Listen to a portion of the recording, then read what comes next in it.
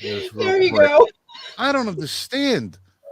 I haven't touched anything since last Friday. This desk has just sat here being completely ignored up other than assembling little parts, and all of a sudden everything goes to hell with itself. Oh, for crying out loud. They say there's no such things as gremlins. Hey, ladies and gentlemen, thanks for joining us here on this week's edition of the Weekly Roundtable for September 9th, 2023. I am one of your co-hosts for the evening, Frank Johnson, co-founder of the Liberty First Foundation. My middle name is Ham Sandwich because they're pretty easy to indict. To the left of my screen is Michael Marshall, other co-founder of the Liberty First Foundation. Below that, Jan Rains, our resident. I'm not. Jan, say it yourself. I don't. I don't want to be. Say that I said anything wrong. The resident homo. All right. Okay. The resident homo, Jan Rains, and directly below here is Michael Vasquez, the Dragon of the Southern Tier, New York's only independent journalist, feared by left and right and liars alike. So, everybody, welcome to the show, and thanks for being here. It's the week of September 9th. Apparently, I cannot get my camera not working properly or my microphone working properly. I can't get the calendar working properly.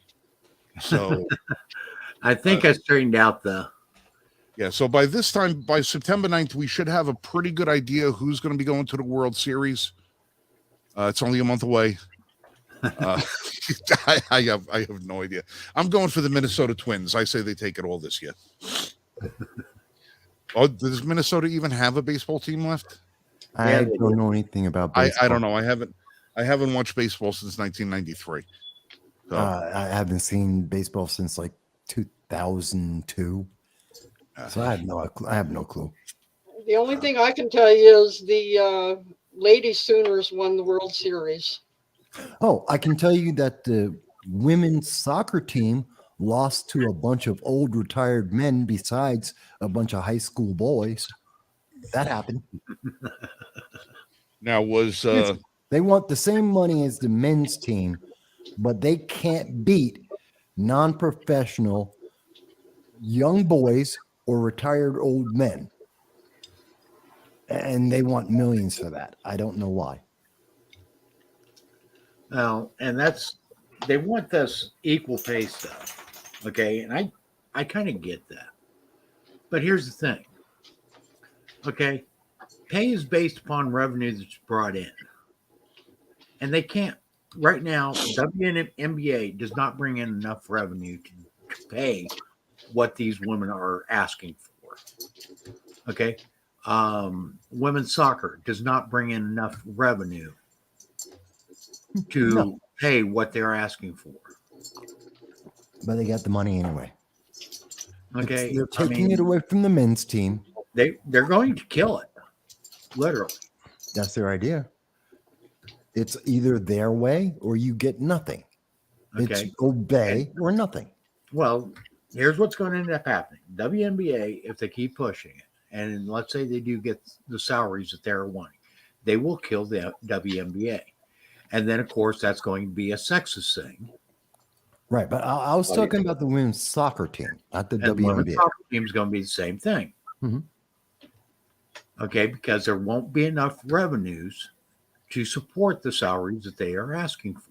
Well, the women's soccer team already won their judgment. That's the one I'm talking about. Is they won? They're getting the same pay as the men, but they are the same team that lost to high school boys, and most recently lost to a bunch of old retired men. But they are getting paid the same as the men's team that actually brings in all the money and gets all the attention worldwide. It's ridiculous. And these are the same women who were dragging a flag. They literally took the United States flag in 2019, dragged it on the ground, dropped it, and tried to step on it. They're special. I don't care. I don't care because I'm going to tell you what's going to happen. All the Canadian guys who couldn't make the NBA that play for the Canadian Basketball Sorry, Association. hang on. Sorry, my fault. My fault. Sorry about What? that. What happened? I went to a screen and it Oh. started speaking. Sorry.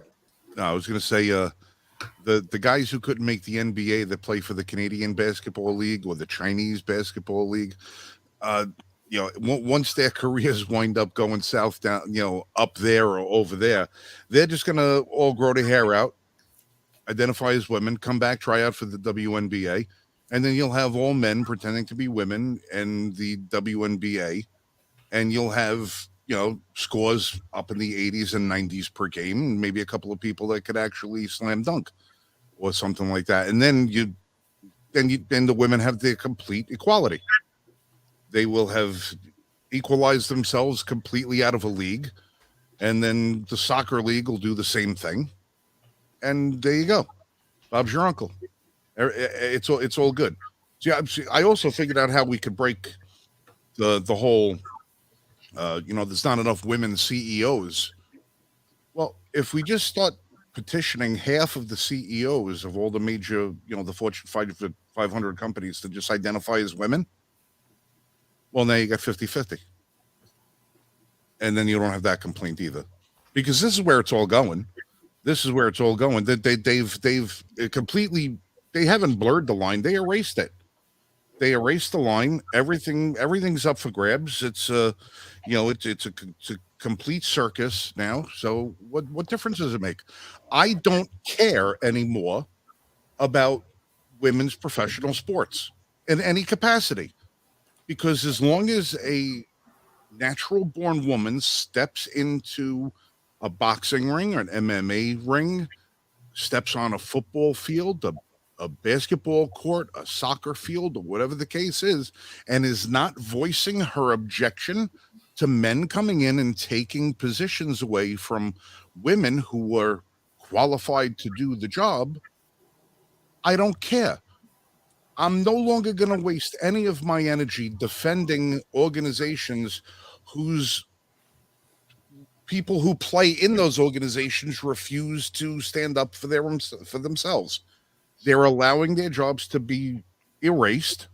Mhm. And if they're fine with it, you know what? I'm fine with it. With it.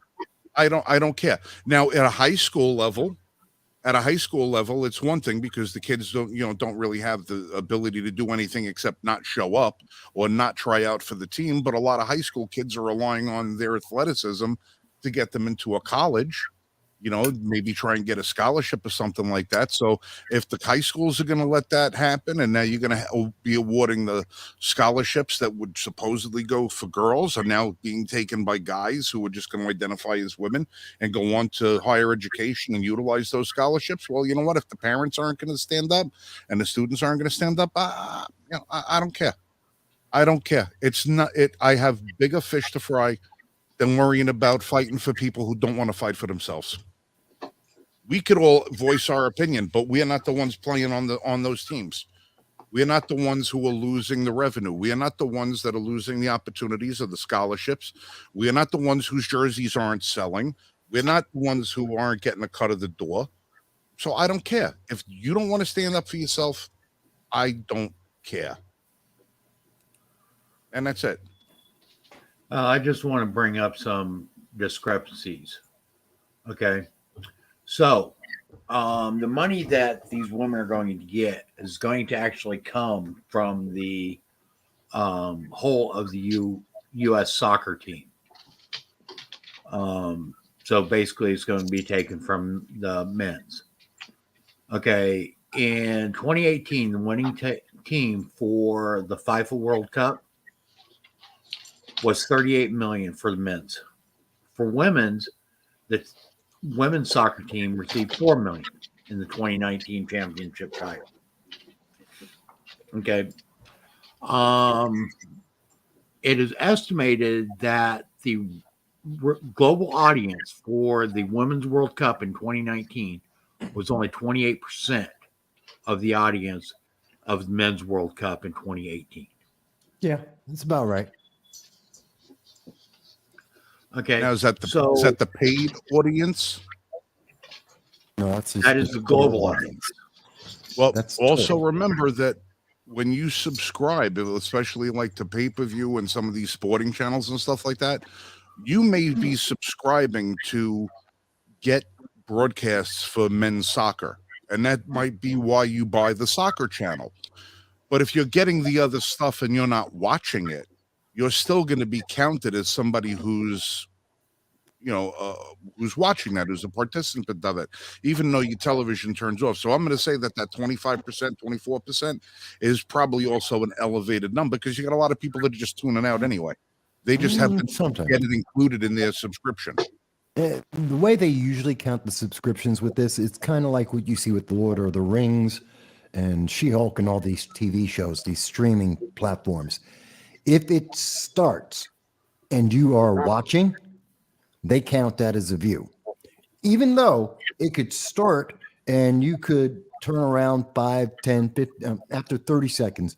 If you turn around and go, oh, what's this crap? And you switch to channel, you still count as having viewed it. So you're switching through different channels on your selection. You've got a cable or whatever, and you hit the wrong button, which happens sometimes when you're using your remote and you just hit it too soon and you go to the wrong channel because you typed it in or whatever, and then you switch to something else immediately, that still counts as a view. Yeah, well, that's what I'm saying. I believe that the percentage numbers are probably heavily skewed to show that they're doing better than they actually are. Historically, absolutely true. They do the same thing with the WNBA. Women's sports is not successful, not just in the United States. Globally, it is not self-supporting. It is not successful. Right. And Well, the women athletes aren't. that's not all sports. That's not all sports because women's combat sports, women's combat sports, one of the highest ranking UFC fighters of all time, as far as pay-per-view at the gate, was Ronda Rousey. Her fights. And Now, that's a little different. but even still, whether it was her, Holly Holmes, any of the other big name female fighters, they all drew big gate for the UFC. Right now there's a little bit of lull. They don't have a superstar name that they could attach to, but the women's cards generally do very well because it's a combat sport. Combat sports always pay. Combat sports do better than other sports, and women don't really have an alternative combat sport besides the what is it? MMA. That's it. Right. MMA does good. Now, women's boxing, they haven't done very well since Muhammad Ali's daughter, Aaliyah Ali, since she was fighting. It hasn't done very well. Notice here's the thing about women's combat sports.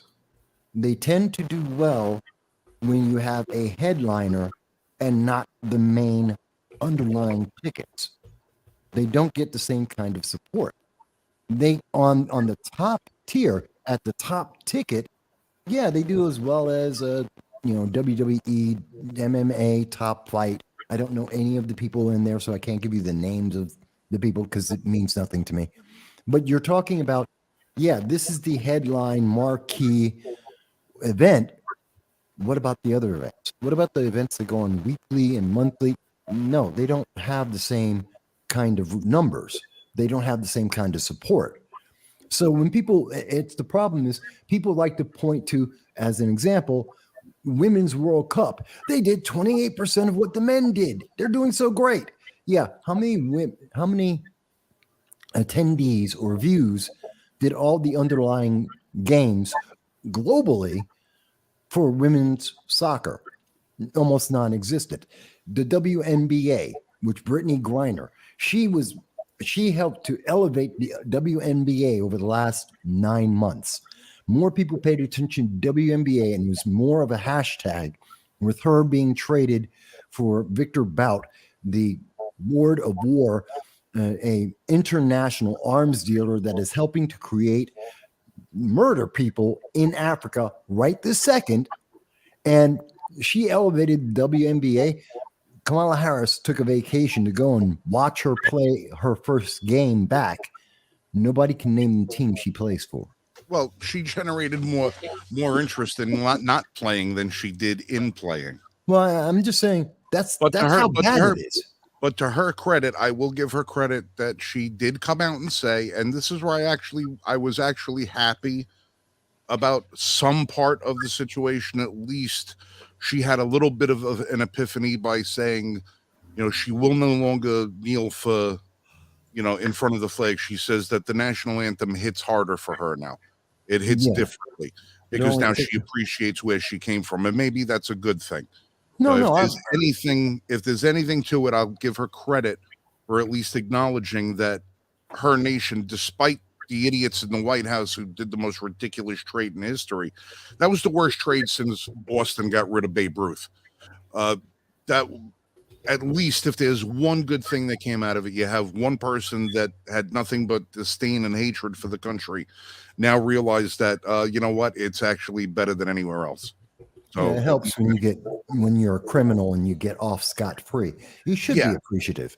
Yeah, she should be, but at least I'll give her credit for recognizing something that was preeminently obvious to the rest of the world. Fantastic. She opened her eyes. Yeah. She's still a criminal. She still didn't deserve what she got. And the very least she could do is have the appreciation to say, I'm not going to disgrace the nation and the flag, as she gets paid millions of dollars and is lauded for being some kind of great hero for doing nothing but committing crimes. I do not negate the underlying criminality. Listen, nobody's negating that. All I'm pointing out is the fact that she said she understands now. Yeah. All right. I'll give her credit. I'll give her some credit for that. How long she keeps understanding, I don't know. But I don't think it'll be long because she believes in all the QIA crap. Well, it is what it is. No, nothing is ever going to be perfect. There's no silver linings in anything. The silver usually turns out to be tin. Wouldn't surprise me. It's fool's gold. It's just the opportunity to grab eyeballs, and more importantly, it was all organized so that Kamala could be there. And look, it's Kamala Harris. This is important. She's actually doing something. No, Kamala, you know what? Screw the basketball game that no one cares about on teams that no one can name. Go over to the southern border and do the one job that you've been given since the day that you got in. She's doing her job. She's doing the job she was given. So is Mayorgas. They're all giving the job. They're all doing exactly the job they were told to do. Let it go to hell. Let it go to hell. Let it go to shit. Ignore the border. Let everybody cross over to it. Let Title 42 expire. Everyone can come in. Make sure they all got phones. Make sure they all get directions to whatever city they think they want to go to. Make sure they have an apartment. Make sure they have a car. Make sure they have a phone. Make sure they got food. Make sure they got water. Oh, by the way, did we pay the pensions of the people in the Ukraine yet? Okay, yeah, they're all doing their job. They're all doing exactly what they've been instructed to do. The fact that they're not doing the jobs we want them to do is proof of the fact that they're doing the jobs they were told to do. They're doing everything that they were told. The jobs they're doing aren't the jobs we, the public, were told they were going to do. It's exactly opposite. And yes, maybe it's because they're getting orders from the top end of the politics, but they're failing the American people. And when you talk about immigration, you know what's going on now? Eric Adams, the practical progressive, as he named himself on CNN the day that he won the New York City mayorship, he has turned around and he said that now he wants to put illegal aliens in private citizens' homes. He's been blocked in 34 out of 62 counties of New York have gone emergency orders to block him from shipping out the illegal aliens that he asked for and to put them into regular people's communities. And now his decision is, since I can't send them to where the poor people are around the state, I'm going to give them to the poor people in New York City. So and you know what? You got a couch, you're supposed to get an illegal alien. And you know what? Good. That's awesome. That's fantastic. That's fantastic. You know why? Because now you reap what you sow. How many times have you heard me say people are not going to wake up until they feel the pain of their decisions? Now they're going to feel the pain of their decisions. This is what you voted for. Congratulations, your fruit is ready to be eaten. They wanted it, they got it. It's he's right on the edge of violating the Fifth Amendment. I mean, yes, he said he's going to pay for this. He's going to pay poor people $125 a day to have some foreign illegal alien show up in their house and live with them. I don't know how women feel about this. This is going to be interesting to see all the single mothers that may have a couch available that aren't getting any money, that they need the money for their kids. And God knows what illegal alien from what part of the world might be there. It's not like we haven't seen all of these problems with, rapes and murders. Oropeza was recently, there was a guy in Virginia just got picked up after several times being deported. He was arrested for rape. There are so many levels of problems, and he's pushing this closer and closer to the Fifth Amendment violation of saying, well, just take them in. We're putting them in your house. He won't do this to Obama. He won't do this to Bernie Sanders with his 3 houses. He's not doing it to BLM with their 6 mansions. No. He wants to do it to the poor people. Yeah, well, it's so deceptive. Yeah, he's going to do it to the poor people that voted for him. And good. The ones who didn't. And the ones who, and good. I also saw an article the other day that they're trying to sue all the counties that are trying to protest and everything of the illegals coming to them, saying that they have no right to do it because it's xenophobic. They didn't ask for them. You know what? Most of the counties of upstate New York never once said we're an illegal alien sanctuary city. Please send your illegal aliens here. None of them have asked for it. He didn't even ask about it. He just tried to send them. It's a violation of everything. There are so many levels. You saw Gavin Newsom is coming out and gonna sue Florida and DeSantis for saying he kidnapped those illegals and flew them to California, which is what your state sanctuary. Yeah, and it's not only he came up with, it's illegal to send us the illegal aliens that we asked for, but we weren't getting them. So it's illegal to send them voluntarily, to send them to a place that supposedly welcomes them. Oh yeah, again, it's your problem, poor people. Don't make it my problem with my rich donors. There is a 2-tier justice system here. It's perfectly fine as long as it's not our problem, because it should be your problem. This is the inversion of politics. They're neo-nobles, and they get to tell us how we should live our lives because they're so brilliant and smart as they bankrupt state after state, the nation itself. They have screwed up economics, inflation, energy. Name a subject in the last 2 years that hasn't been somehow devastated by the progressive democratic policies, because you can count that on one hand minus 4 fingers. Well, you just watch remember how I always say Democrats are the king of the long game? Listen, Eric Adams doesn't have any intention of putting people in private residences. He has no intention of that. I think he will. No.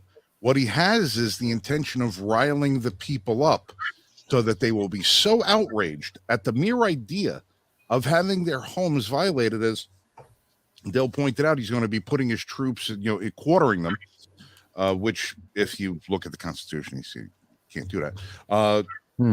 He's riling them up so badly so that when he presents his alternative plan, which will probably be in a couple of weeks, it will be welcomed with open arms. It will gain the You already support did of it. 80% of the constituents down there. And that's going to be to start using eminent domain to seize the buildings that are no longer being used by the big corporations who now have an 80% telecommuting employee list. He wants to be able to say, hey, listen, you're not using these buildings. So if you're not using them and all you're doing is just paying the property taxes on them, you might as well, refit them and start using them as housing, because this is an idea that's been being tossed around. And the only reason that the people would go for that idea is if the alternative was to suffer on account of it. And since the people don't want to have them in their homes, they don't want to be offering room and board and having people they don't know stay there, because let's face it, nobody ever wants to reap the reward of their vote. Well, who is going to wind up reaping that reward? The evil corporations. And they'll just go in and they'll tell all these big investment firms that now have everybody sitting at home working from the computer, hey, listen, you got 60,000 square feet of office just on those 3 or 4 floors over there. We could house 500 people over there. And that's what they're going to do. Then they'll use eminent domain to claim the buildings. First they'll condemn the buildings, then they'll claim them, and then they'll wind up getting some sort of grant money to do something or just raise the taxes on everybody to convert everything to living spaces. And that's it. And then New York City, everybody will be happy. Everybody will be happy. Yeah, they don't have to live with us. They all got their housing. We don't have to ship them out anymore. The hotels will be free and clear, and we can get back to doing the business of tourism, because we want New York to be family friendly, but we're going to make sure that we keep the bail reform in place so that when your family comes here, you could all get stabbed to death in the street and nobody gets arrested for it. But it'll be all peachy and rosy, because we don't have any of the illegals. None of the illegals are now homeless. They all have someplace to go. And isn't that the most important thing? I'd rather worry about the vets that they kicked out of the hotels to put the illegals in. I'd rather they actually enforce the law that exists and kick these illegal aliens out. I know. But what we want doesn't make a difference. It's what they want. And this is what they want. The best thing the city could do for itself is start seizing these properties. And, because people are using their homes. It's very difficult to use eminent domain to seize the home of somebody that lives in it. But it's a lot easier to seize property that's not being utilized to its full capacity or is being underutilized. And if you could show that there's a strategic need for it, well, they'll be more than happy to take those buildings. Eric Adams just doesn't want to say that yet. He just doesn't want to say it yet. He needs to have first thing that's going to happen community first. Is any property that has any type of tax burden on it that hasn't been paid, those are going to be instantly grabbed up. That will be the first stage. Well, Peter might be able to verify this, but I'm pretty sure a couple of years ago they took where the city could foreclose on properties. It used to be 7 years that you had to be in your ears for taxation, and they dropped it to 3. And it wasn't great. So you have a lot of those buildings haven't paid their taxes, are now eligible to be foreclosed on by the city. It's statewide, as I recall. That was a statewide change. Yes. All right. Statewide. Yeah. They also said, two-family, anything more than a two-family, two-family homes you can't rent after a certain period. They wanted to include that in rent stabilization programs and all the rest of this. So look at everything that they've been doing as far as what they're trying to regulate out: the gas stoves, gas furnaces. They can't do this. They can't do that. They're trying to make all the homes unlivable and reduce the an owner's ability to use their home to generate revenue, which is going to make it less likely that they pay their taxes, which makes the home easier for the state or city to grab a hold of. You know, because you could just go rent. Yeah, we'll take your house from you, but you could just go rent an apartment someplace. We'll just take your house. Oh, you're not using your building for the 10,000 employees on your payroll. You only have a janitorial staff that goes around cleaning every once a week. Yeah, well, you don't need that building, obviously. You don't need it. We need it. And eminent domain is about need. You know, we need your building. So they'll just take everything. And, and the people will be happy about it. Right now, most states is between 2 and 3 years for tax lien foreclosure. Okay, and basically the municipality has filed a lawsuit to place a lien on or to acquire the deed for the property for unpaid taxes.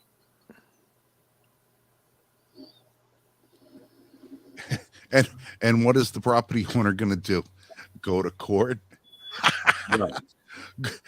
Go to court and argue your case in front of a judge that was put in place by the people trying to take your property from you. Yeah, that's a winning argument you got there. Now in Texas, it could happen if you're 1 day late on your taxes, they can foreclose on you. California, it's 5 years for residential, 3 years for non-residential commercial. Yeah, they've made the system. At the end of the day, we can sum this up by saying this is the government trying to micromanage people's lives. They're just micromanaging people, cradle to grave. We're going to control everything you do, where you live, what you eat. Remember, this is New York City, where they won't let you have salt.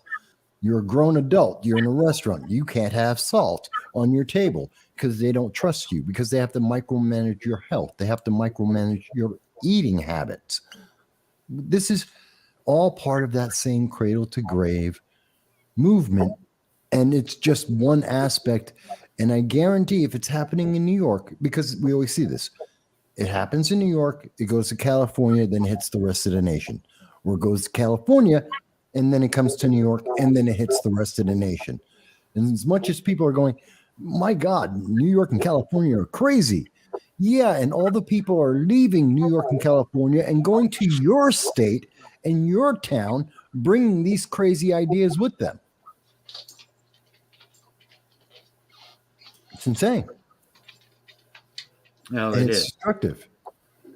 okay, and actually, it's a means to an end.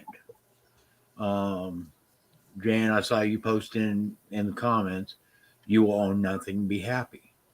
Okay, this is one way that they can do it. And they can actually increase, right now, it's going on in the areas that I am. Valuations on properties for tax purposes in this area went through the roof this year. Okay, in fact, over the last 3 years, they've been going through the roof. At the bank valuations aren't listing them at that valuation, but for tax purposes, the valuation is going up in some places as much as $50,000 or more. Because New York State is bankrupt. Because we are $8 billion in debt. And that's very similar. We're almost as bad as California. And that's which California is 23 billion in debt. It's ridiculous. We're actually 8 to 12 in New York State, 23 billion in California, because socialism doesn't work. Not on a small scale, not on large scale. Okay.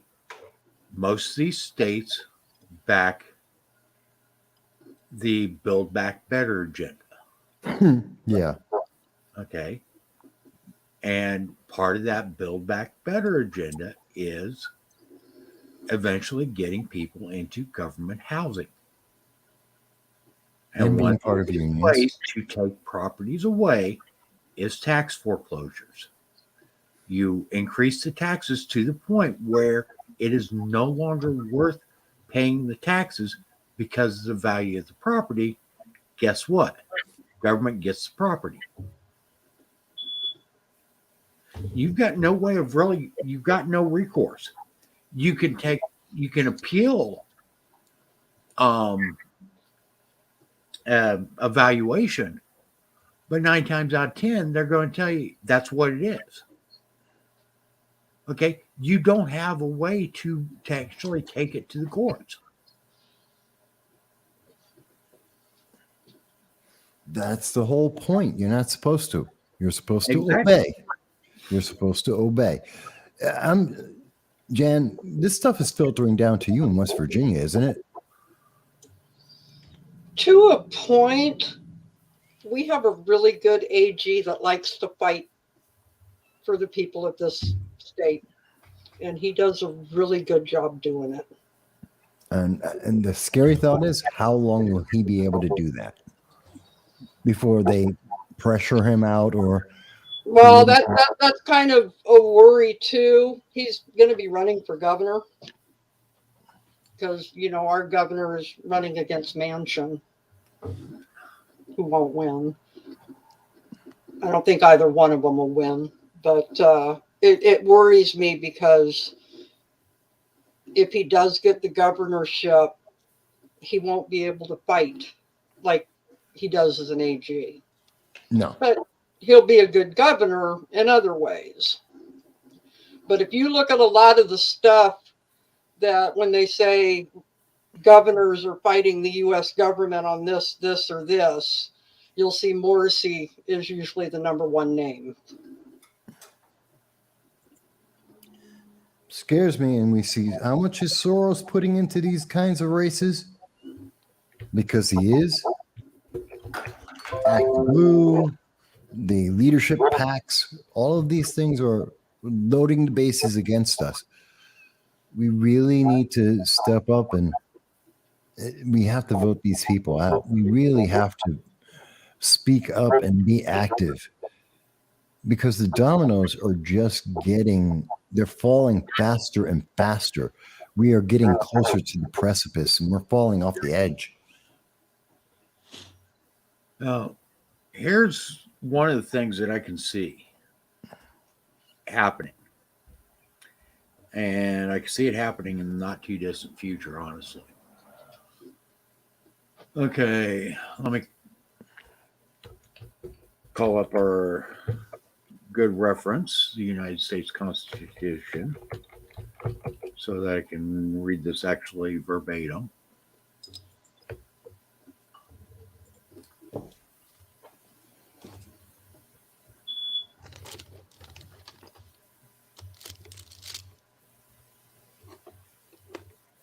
Anybody see my Allen wrenches? Okay. I'm building stuff while the show is going on, so because it's for the second half of the show. But Okay. I'm putting the stuff together for us. So, first clause of Section 8, Article 1, Section 8 of the Constitution, Congress shall have the power to lay and collect taxes, duties, imposts, excises, to pay the debts and provide for the common defense and general welfare of the United States.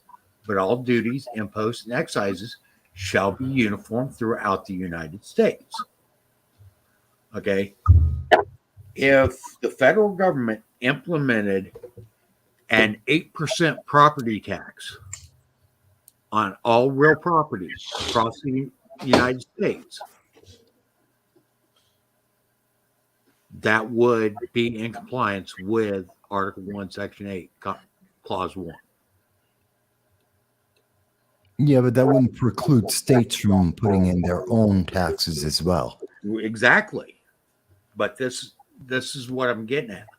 Okay? This would be a very easy way for both the federal government and the state governments to start working towards literally taxing property to the point where it is not worth owning property. Well, between the regulations that they're putting forth, the cost, They are making it far harder to be a homeowner.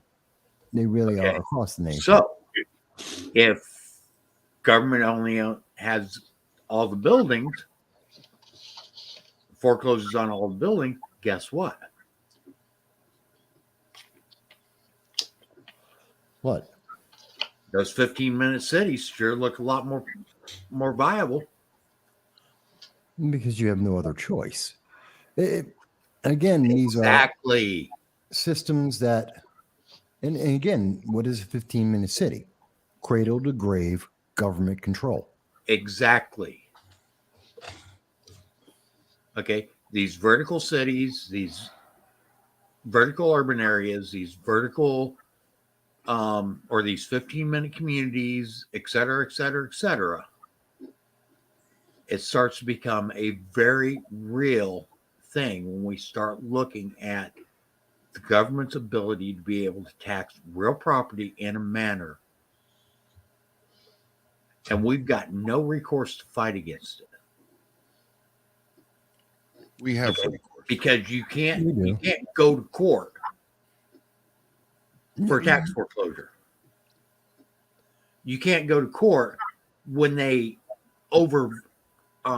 valuate your property. You can vote in. You can vote in a legislature that will actually respond to the needs of the public. That's exactly what you can do, but that's not what we're doing. No, it's not That's what the we're doing. issue. That's the whole issue. That's not what we're doing. We're too set on I'm voting Democrat, I'm voting Republican. Okay, come on, people. When are we going to start looking at our candidates and seeing if they even actually know the Constitution, let alone support it? Have they even read it? Probably not. They don't read the laws that they write. They've already admitted that. Clyburn admitted that. Okay. How are you supposed to read the bill if it takes 2 lawyers and 6 days to read it? And that is another thing. Okay, our bills are supposed to be written in a manner that everyone can understand them. Yeah, we gave up on that one a long time ago. Oh, they're written. There's an understanding in the way bills are written. It's understood that nobody's going to read them. And that's another huge problem. Okay, is too many people have become too complacent. And I venture to say that 95% of people in America have no clue what bills are being introduced and debated on the House floor or on any of the floors in Congress. People, Okay. And it gets even worse when you start talking about your state legislatures, and even worse when you start talking about local. well, it's forget about the laws. There was a recent Wall Street Journal article this week that came out, and it identified the chain of the network of pedophiles across not just the United States, the world, on Instagram. Did you see that, Jen? No. Okay, I'll pull it up. It is a confirmed pedophile chain that they did the research on. And I'm going to pull it up for everyone.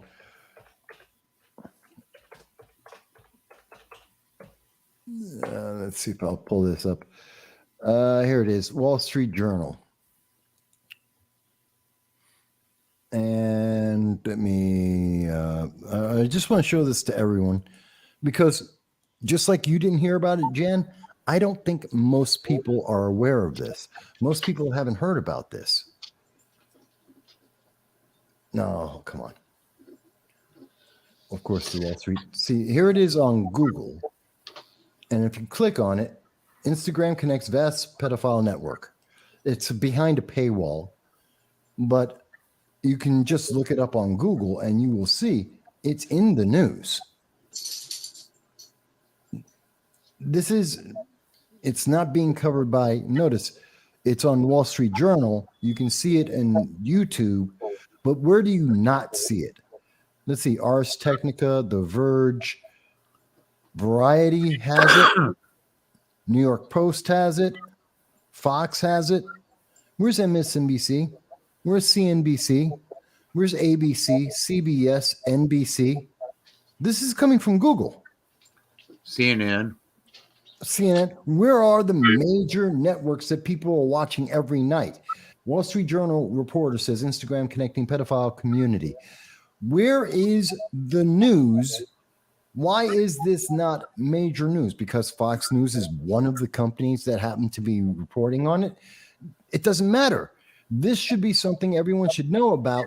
And this is the reason why, Jen, you don't know about it, is because they don't want to tell people. They're keeping this very, very quiet. Wall Street Journal, New York Post, The Verge. What is that? Seeking Alpha, Ars Technica. Who ever heard of these companies? Yeah, there's one in Variety, which is not, you're not comparing Variety to the Wall Street Journal, the Washington Times, the Washington Post. The Daily Mail has it. Even overseas, they are paying attention to this in one of their major magazines, but it's not being covered here in the United States. This is about pedophiles. No, you can't talk about that because they're minor attracted people, and that's part of LGBTQ, and it's Pride Month, so you can't talk about it. Otherwise, you're some kind of homophobe, and you're just an evil person.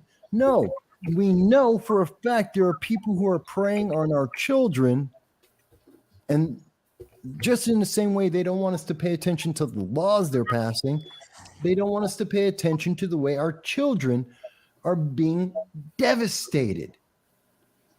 Devastated. This is horrendous. Does anyone disagree with me on that? It pisses me off. Considering you didn't know that, Jan, and now I'm showing you that the article came out 2 days ago. It's been 2 days. So we can't even say that Wall Street Journal, MSNBC, ABC News, we can't say they didn't have enough time to double check or go over the story. It's been out for 2 days. And they don't want to tell you, Jan. They don't want you to know. They don't want me to know. They want us to just go, oh, well, Instagram, no worries. Yeah, let your kids on to Instagram. Don't worry about the vast pedophile network. Because they're minor attracted people. And that's just normal. Well, Frank showed it, what was a couple of weeks ago, the new pride flag that has the pedophilia in it. Yeah, 2 weeks ago. You know, I made the statement that we knew 2, 3, 4 years ago that they were trying to get it a part of this community. That's why there's been a split within the community. I do not call myself LGBTQIA+. I'm LGBT. They try to claim that the white, pink, and blue colors within the pride flag are for transgender. It's a lie. It's kind of interesting how transgender has 3 colors and everybody else gets 1. Transgender have their own flag. It's pink, white, and blue. And blue. They have their own flag. Mm-hmm. And I don't understand. Frank pulled up and read exactly what the colors represented. I remember that. He was going over it with us, each of the stripes. But here's my thing is, because it is upsetting, because so many people are being used, I see it as the LGBT community is being used by TQAI++ toaster. I say it all the time. They're using them, and if you were to do that to, well, black people are being used in the same way, Hispanics, women are being used in the same way by these political elites that want to shut you down and say, oh, but you can't say that women, feminism, you're just an evil misogynist. You can't say that because black or people of color, so you're a racist. You can't talk about this with the children because you just aren't blindly affirming their life choices that they don't even understand and can't consent to. And what was it? A month ago, we were talking about the UN backed a report saying that children can consent to sex with adults. That's a UN backed report, came out of WEC. We are seeing this devolve all around us, and it's targeted towards us. China's not doing this. India is not doing this. We're not seeing this throughout Africa. We're not seeing this in South America. In fact, But we know why, boss. yeah, because they say they don't want to be California. No, it's another way to tear this country apart. Their goal. Nobody comes in to save us. It's like everything that's gone on in the last 48 hours in this country.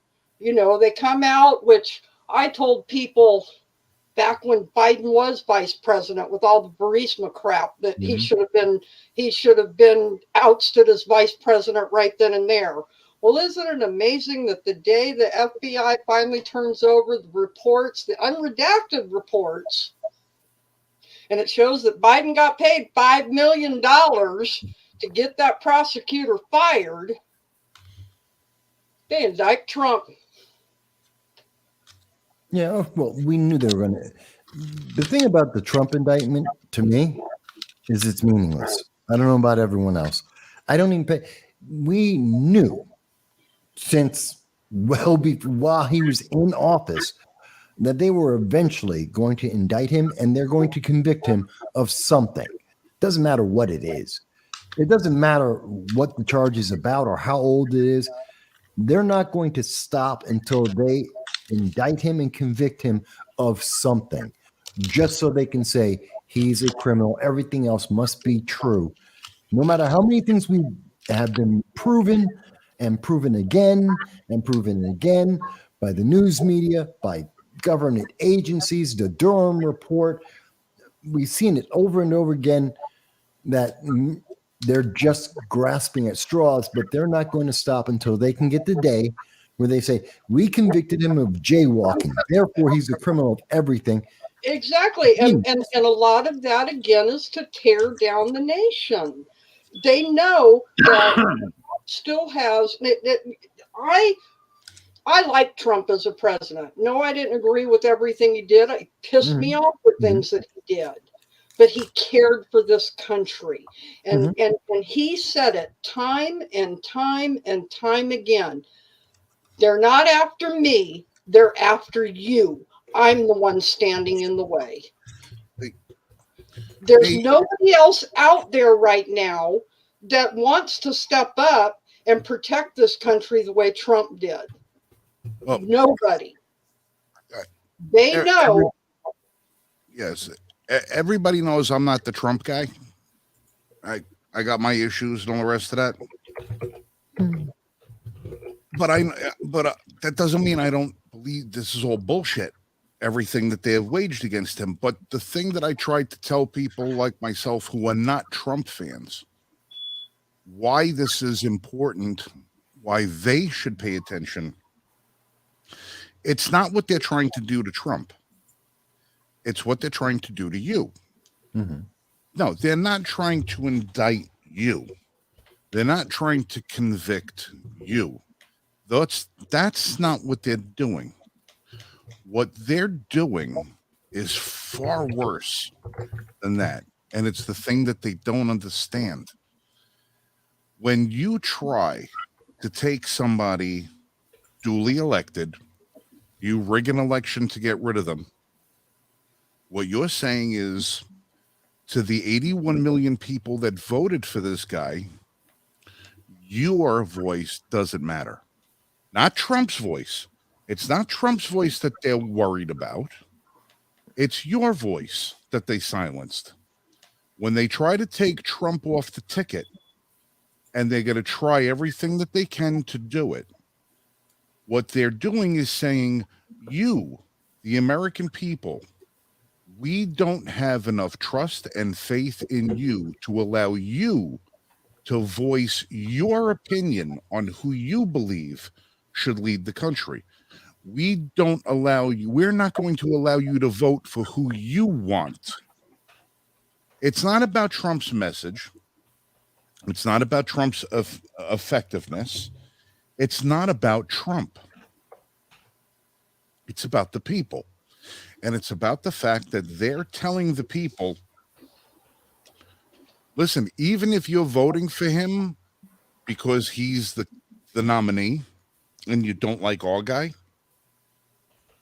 too bad, we're not going to let you vote for him, regardless of what you want.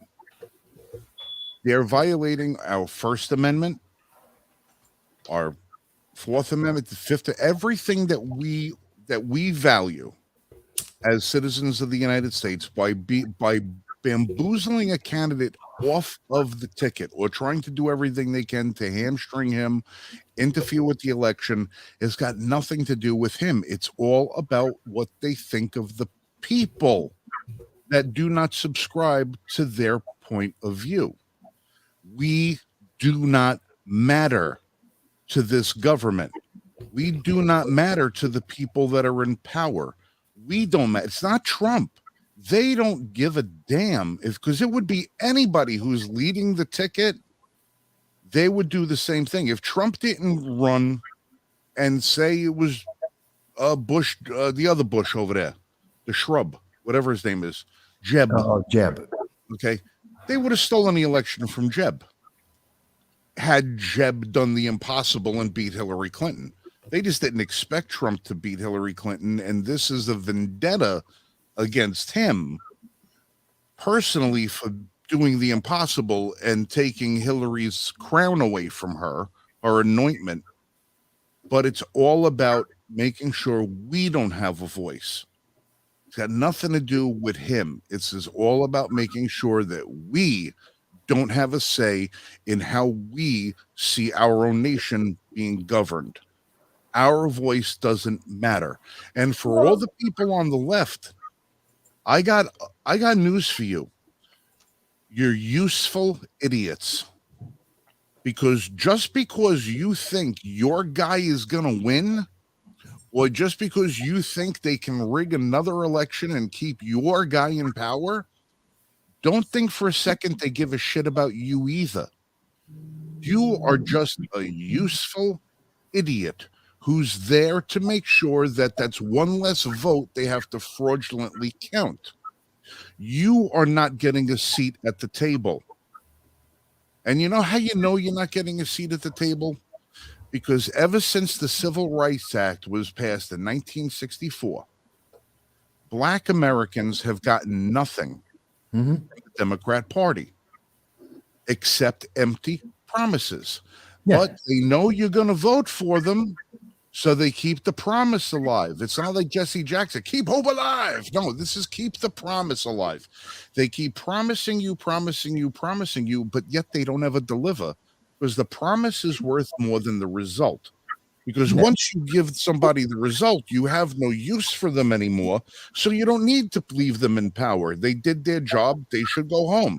Well, they don't do their job. Their job is to promise.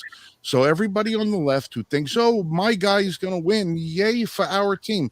Listen, it's like when these people come back and they go, my team, we won the Super Bowl. Did you lace them up and step on the field? No. You watched it on friggin' television. You had as much to do with the outcome as somebody voting, you're rooting for the other team. You have nothing to do with the outcome. You don't get a piece of the prize. They don't care about you. All you're there is for the ratings. If you're a leftist, believe me, there is no seat at the table for you because eventually your left views are not going to be left enough And you're going to find yourself, as that goalpost moves further into the middle, you're going to find yourself to the right of the left. And you're going to be the enemy. You'll be the enemy the same way that they view us. You're not getting a seat at the table. So if you're not going to get a seat at the table, put your little bit of pride aside and say to yourself, what is better for my nation? Not for me, not for my ideology. What's better for my country? Is it better that we are independent, have a strong military, have a good economy, have energy independence, have secure borders, have low crime rates, have high job pay, low unemployment? If these things are important to you, put aside your petty bullshit ideology about what flag you want to fly for the month and look at the one flag that covers all of us. Put your pride in that for once in your life and say to yourself, you know what? Maybe corruption isn't the best alternative, because you're not getting invited to the party. You're going to be sitting outside just the way we are. Believe me. Yeah. What were you going to say, Jan? You were going to say something. I don't remember. I'm sorry, Jan. That's okay. That's okay. That's okay. I don't know if you guys saw them before we went live tonight and everything, but I saw a couple of posts that I really liked. I'm going to share them with you. I'm just going to read them. It says, with Abraham Lincoln, they used a handgun in Ford's Theater. With JFK, they used a rifle in Daley Plaza. With Trump, they're using lawyers in federal court. Yeah, and the indictments all come in bullet points. Well, if I remember right, wasn't during the 2016 election that they said, well, because it might sway the election, we can't investigate Hillary Clinton. Yeah. They said they wanted to wait until after the election, which then they said it was moot. Yeah. Yeah. They didn't want to interfere or prejudice the election. And then immediately after the election, well, since the election is done, it's moot, so it doesn't matter. That's the reason. But here they are. Call this? What do they call this? As if this is an election interference? Mm-hmm. Oh, they're going to call it justice. It's justice because we're all under the same law except Joe and Hunter. Ladies and gentlemen, just remember one thing about Joe Biden. He says he has 4 granddaughters. He has 5. He has 5. Mm-hmm. One that was born illegitimately. If the man is not willing to acknowledge his own blood, what makes you think he's going to acknowledge his own guilt? What makes you think he's going to acknowledge you and what you care about when all the mother of his grandchild wants is for him to be able to use his father's, the child's father's name? Won't acknowledge his own blood. He's not going to acknowledge you. Yeah. It's very simple. And we see it all the time. They're going so far left. Bill Maher, Jon Stewart, Kirsten Sinema, Joe Manchin, J.K. Rowling.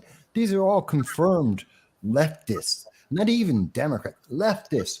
2/3 of them are all progressive. And yet, that's not far enough. It's always going to, you can never give them enough. You can never agree. You can never bow down. Oh, you agree with LGBTQ, intersectionality, gender identity politics. Fantastic. Now you have to agree with CRT. White people have to be evil now. Now you have to apologize for being born white. Now you have to give up your property. You have to give up your income. You're the bad guy in every movie. It's never enough. There's always something else, and there's always someone more important than you. Always. Because socialism only works when everyone has an enemy. Mm-hmm. And everyone rallies under socialism to fight that enemy, giving up everything, all of their rights, all of their privileges for that fight. Well, did you see the fact that what did they say? The judge that's going to catch the case against Trump is a Trump appointee. Yeah. Why do you think they did that? So that everyone, no matter what they choose, they can say either they bought the judge or, more importantly, well, the Dems will say, see, Trump's guilty. It's a Trump appointed judge. Therefore, you can't question it.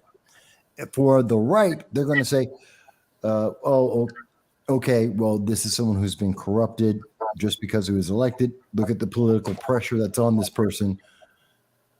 And there's that. It's a system of, again, arguing and fracturing people. Well, listen, they know damn well that if you're going to try and convict a man who was a sitting president who has the legal authority to declassify at will whatever documents he wants, or she, if it should happen to ever be a woman president, they know they can't convict him on anything having to do with classified documents, because he could say even retroactively, yeah, I declassified that. I could bring it with me. I was president of the United States. Did you read the indictment today? I read some of it, but I got so caught up in other things. But the fact is, they're saying that they're going to get him on speaking about how he could have declassified when he was president, but now he can't declassify, which we all know he wouldn't have said that because that's BS. He can declassify. Well, no, there's a bigger problem with this than he had people in the room when he was discussing sensitive material in that tape they have of him talking about that paper that they can't find, because the people that were in the room weren't classified. The stuff that they're coming out with in this indictment, it's like, how could it just, you read it and it's like, give me a break. But here's the thing. Wait a minute. Here's something to think about this. Why it's so, this is all moot and useless. Joe Biden had documents since 1973 in his garage that were classified. He wasn't vice president. He wasn't in the White House. In 1973, he had no authorization to have classified documents in his possession, period. Full stop.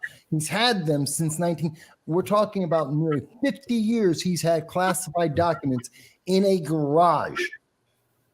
There is no way he can justify that. There is no excuse for that.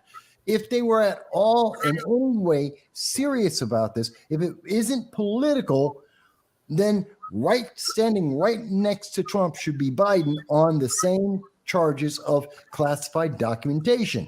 He has no excuse. Well, Comey set the precedent, though. He didn't intend to do something illegal. He did something illegal, but he didn't intend to use his illegal activity in a nefarious way.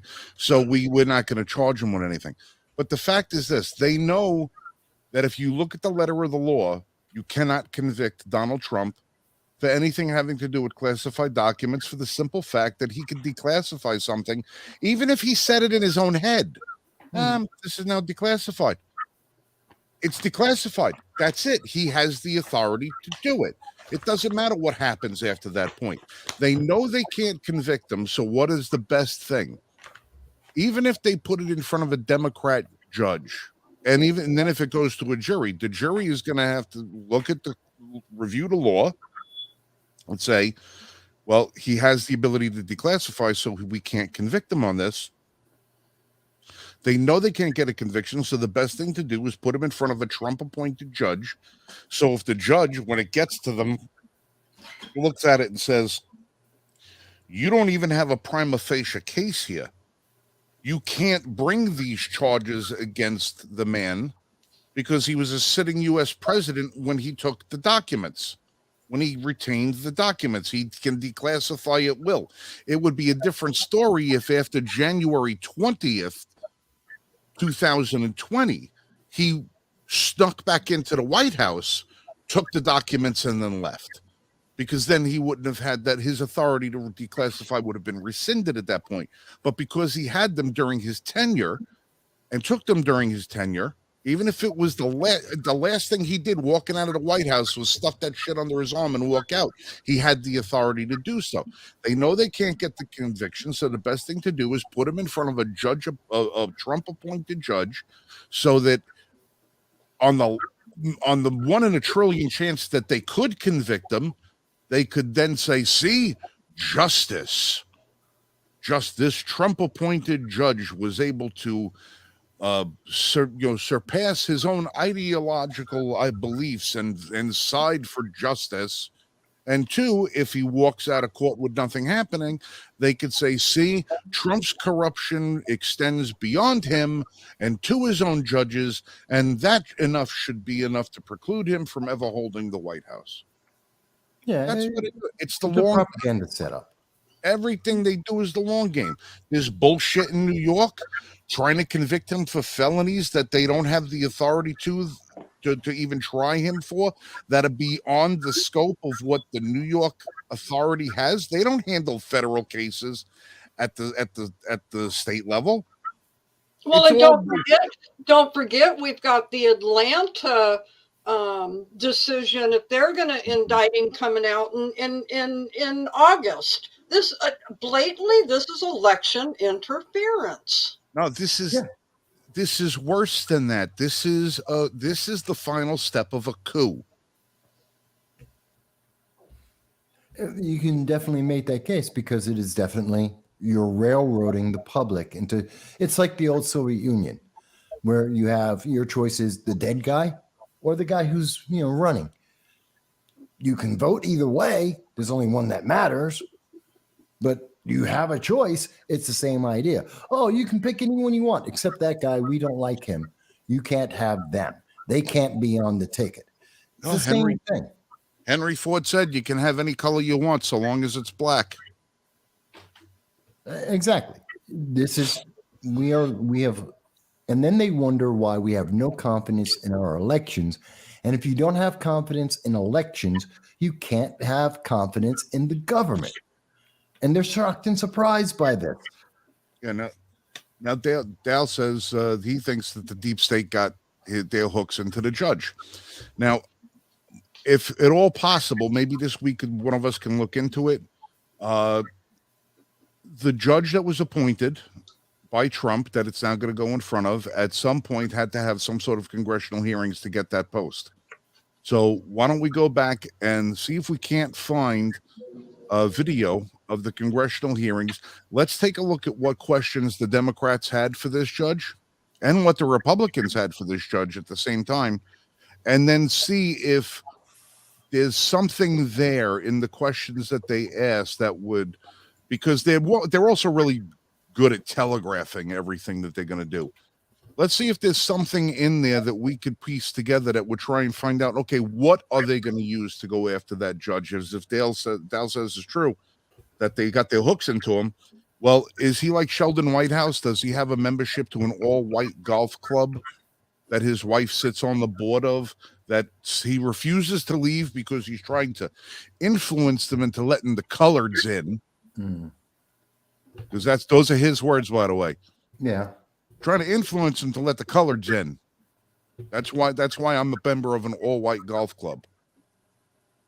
Not golf club, golf club. A club that they play golf. Who his wife sits on the board of directors. Sheldon Whitehouse. Oh, by the way, he blocked us Were on you Twitter. going to say all this, Mr. Marshall?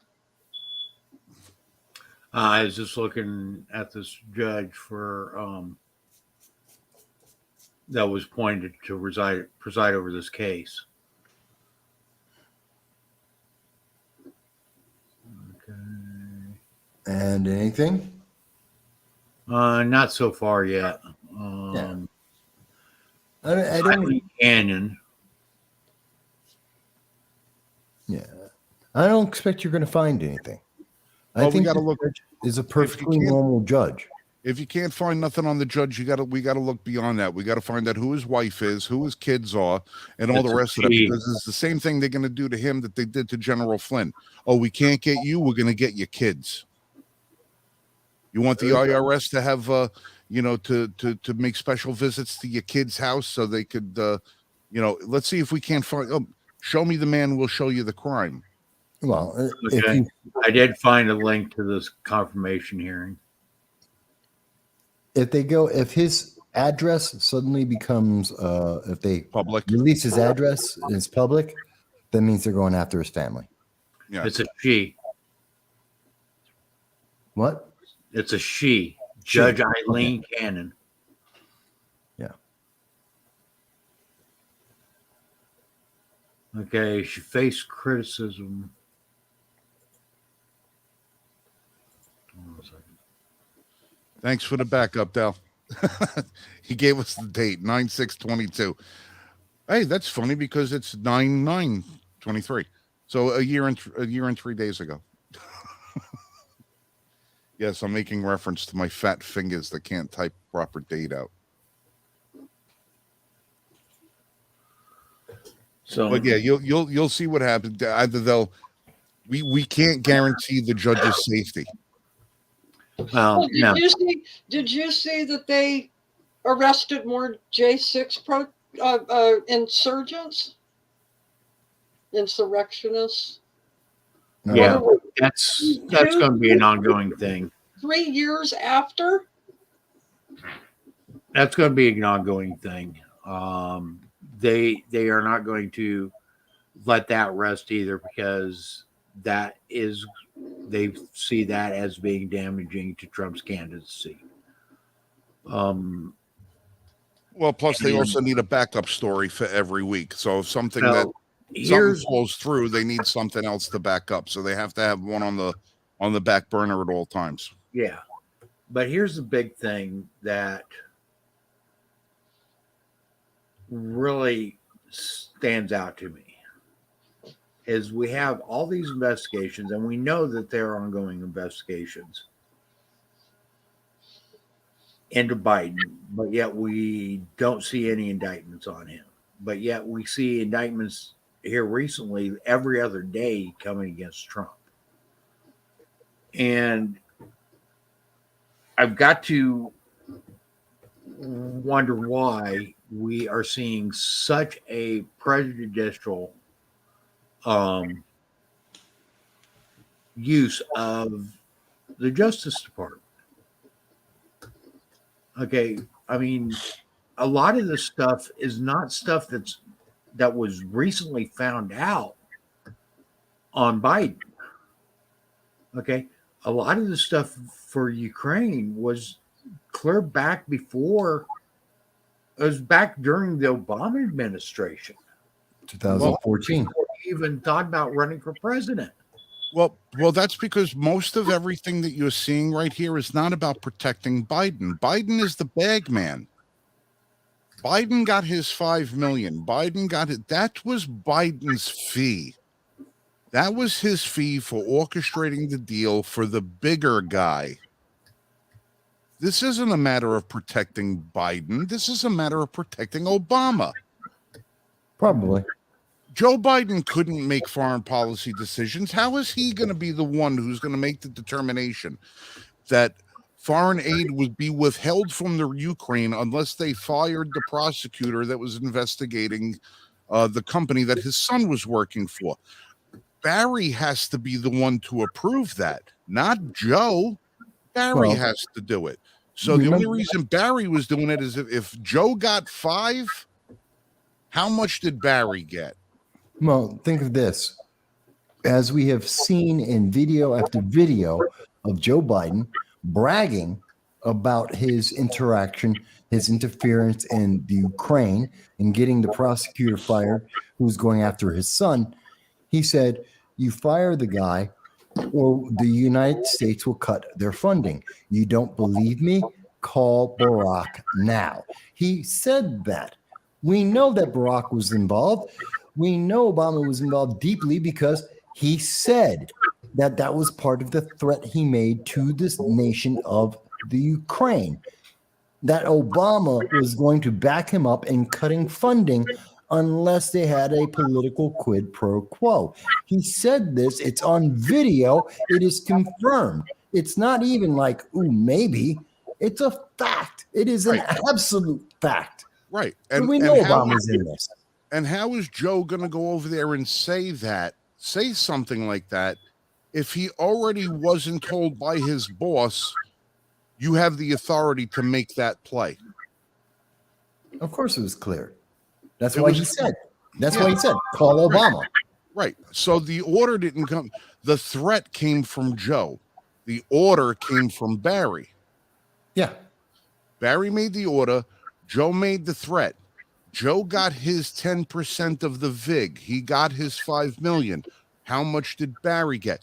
Barry's book didn't sell enough to buy him the multi-million-dollar mansions he's gotten here, there, and everywhere. And now he's going back to Kenya. He's going back to his birthplace. He's going to live over there. Why is he going to live over there? Because he knows damn well when all of this comes to pass, there might just be an arrest warrant with his name on it at some point. Joe's going to be dead and buried before anybody's held accountable for this. He'll be 100 years old. Barry might be in his 70s by the time he's accounted for this. Trump will be dead and buried before the truth of all of this comes out. Probably. Well, that's the thing, is we'll never know the truth. Oh, we'll eventually know, but it's going to be when Congress doesn't have to approve the files that have to be released, when the people release the files. When the people release the files, when the people have actually regained control over our government, because the government we have right now is working against us, both left and right side of the aisle. Every one of them is culpable in some fashion, in some way. Why do you think that? For the same reason that the media won't release the flight logs to Epstein Island because half of them are on it, the same reason they won't release the client list because half of them are on it is the same reason why the politicians don't want to let things go, because they're the ones that voted for the budget that have all of this hidden shit in it. They're just as culpable as Barry is. Just as culpable as Joe. The entirety of the government is corrupt to the core. And unless it ever gets to a day when we don't have to have congressional approval to go pulling documents out, and we don't have to go through some arbitrary, bureaucracy to go do it, we won't know. It won't be until that happens. And we're probably all going to be dead and buried before we know. Probably. Oh, yeah. Probably. And honestly, the thing is, keep seeing more and more of government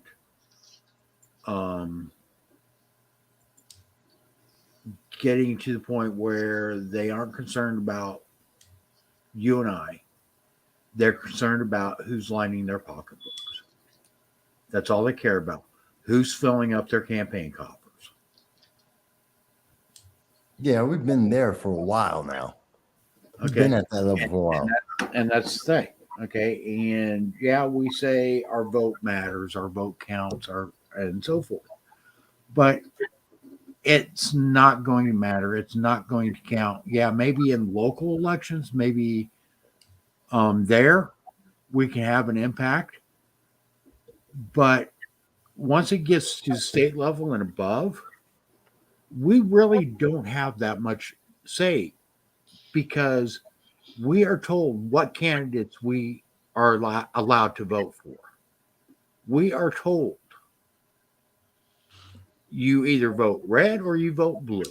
Well, Mike, and every once in a while, you might get to vote for an independent. Well, look at New York's last gubernatorial election. Mm-hmm. There was no primary. The Republicans came out and said, vote for Lee Zeldin or Broomhilda over there. Those are your choices. Well, Yeah. the people of New York didn't get an opportunity to vet any candidates, to weigh their voice. They were told what they were going to have. Okay, and if you think that a primary gives you a choice, try again. Okay, these are the top 5 candidates that they think are going to be popular with the people. No, I'm saying with the people because as an example, in the last governor's race in New York State, I know from several sources that I can confirm in the hierarchy of the New York Republican Party, there was Giuliani's son, Andrew. Giuliani was running, and he was denied the opportunity to be able to primary. He was denied the ticket and he was denied the opportunity for the primary. Why? Because the higher ups in the Republican Party of New York State didn't want him to run. They didn't think it was the right time for him because they had already made agreements with Lee Zeldin. I know that this was the conversations they were having at the highest levels of the Republican Party in New York State. I, in fact, did speak about it at the time, but it was so high level, no one wanted to go on the record about it because they were afraid of retaliation. And I know that the news media didn't want to talk about it because it would give attention, take it away from Lee Zeldin and bring it over to Andrew Giuliani. And that's why you almost no one was able to cover any of his speeches on the mainstream news media. I got him to speak. I did an interview with him. I actually covered his speeches, and he was talking about the issues with people. I got to observe that live in person and to live stream it. But the major news media ignored him. And it's not like he's not a candidate. It wasn't like he didn't have funding. They just blacked him out in conjunction with the Republican Party's wishes. That's how bad it's gotten, at least in New York State.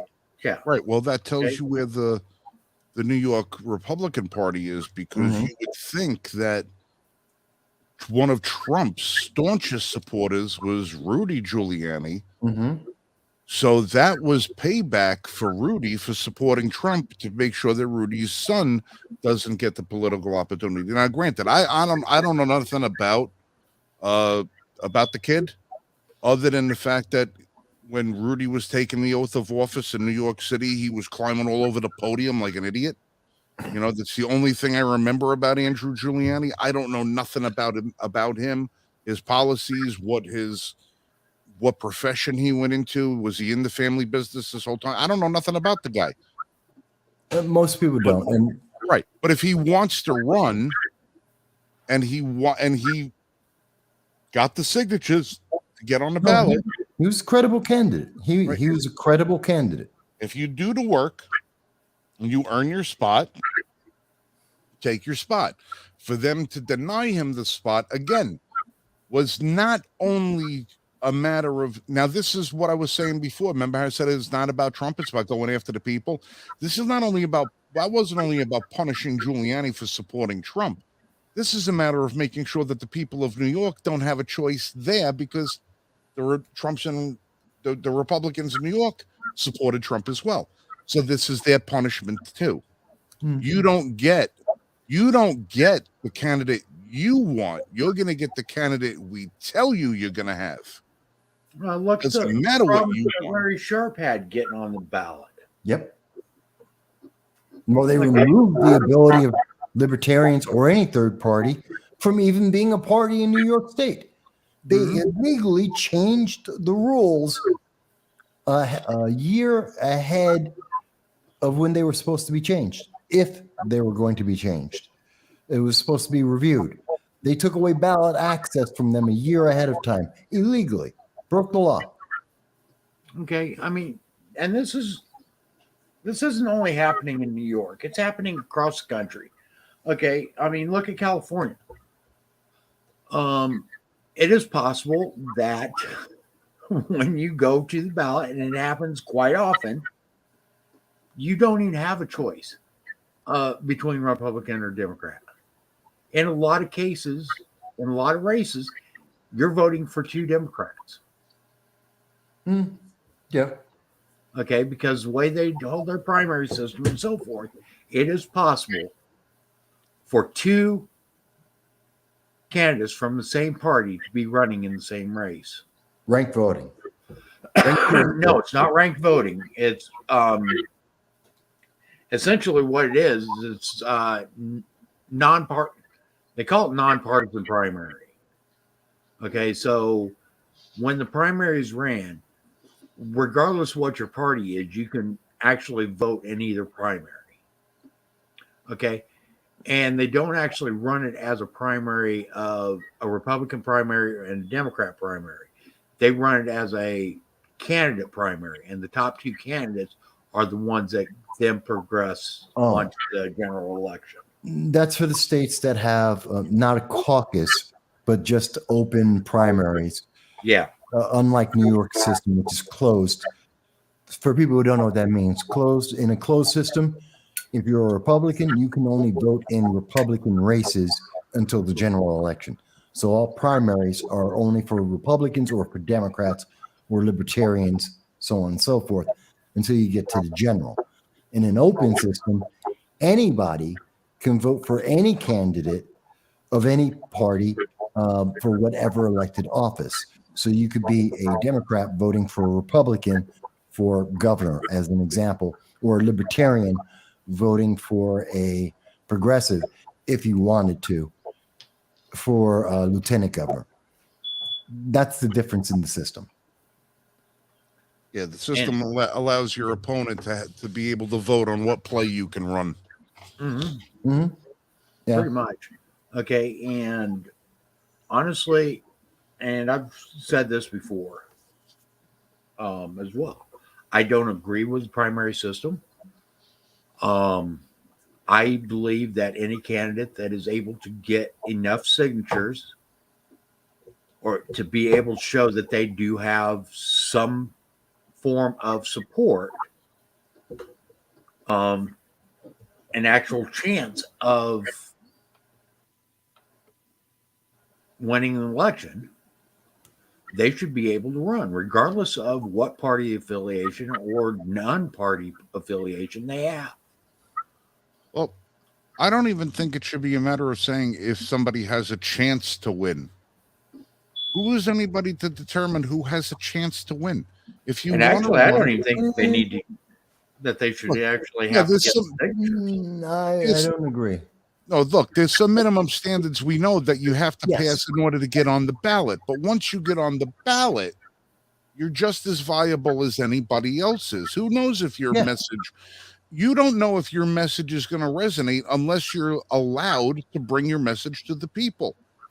Yeah, and a lot If of you people prevent somebody from getting on the ballot and being able to campaign and being able to let their voice be heard, you're not only depriving the candidate of their ability to say what they want to say and present the policies they want to present, but you're preventing the people from being able to hear them. That's the other side of the First Amendment. The other side of the First Amendment is, yeah, you can say what you want to. I have the choice to listen to you or not. But if you don't let somebody speak, you're denying me the choice to listen. Yeah. And to me, that's just as important as me being able to say what I want to say, is being able to hear what I want to hear. I want to hear the opposing viewpoints. I want to hear new ideas. I want to hear things from new people. And just because somebody, oh, well, they don't have a chance in hell. Listen, it's not for you to decide if they have a chance in hell. It's for the voter to make up their mind to decide whether or not this person has a message that resonates, has a plan that's valid. If they get to meet the minimum standards of, say, okay, you need X amount of thousands of signatures to get on a ballot, listen, that's all you should need. That's an already insurmountable task for most people, because you've got to assemble a team of people. You got to be out there pounding pavement, knocking on doors, rolling around. That shit costs time. That shit costs money. You know, there's a lot of effort that, Mike, you know, you've been on a ballot. It takes a lot of effort to get your message out. And just because somebody says, all right, well, you meet the qualifications to get on, but you don't have a chance of winning, so we're not going to let you participate in the election system. Fuck you. You're not going to let me participate. It's not for you to decide whether I get to participate. It's my ideas. It's the voter. Let the voter.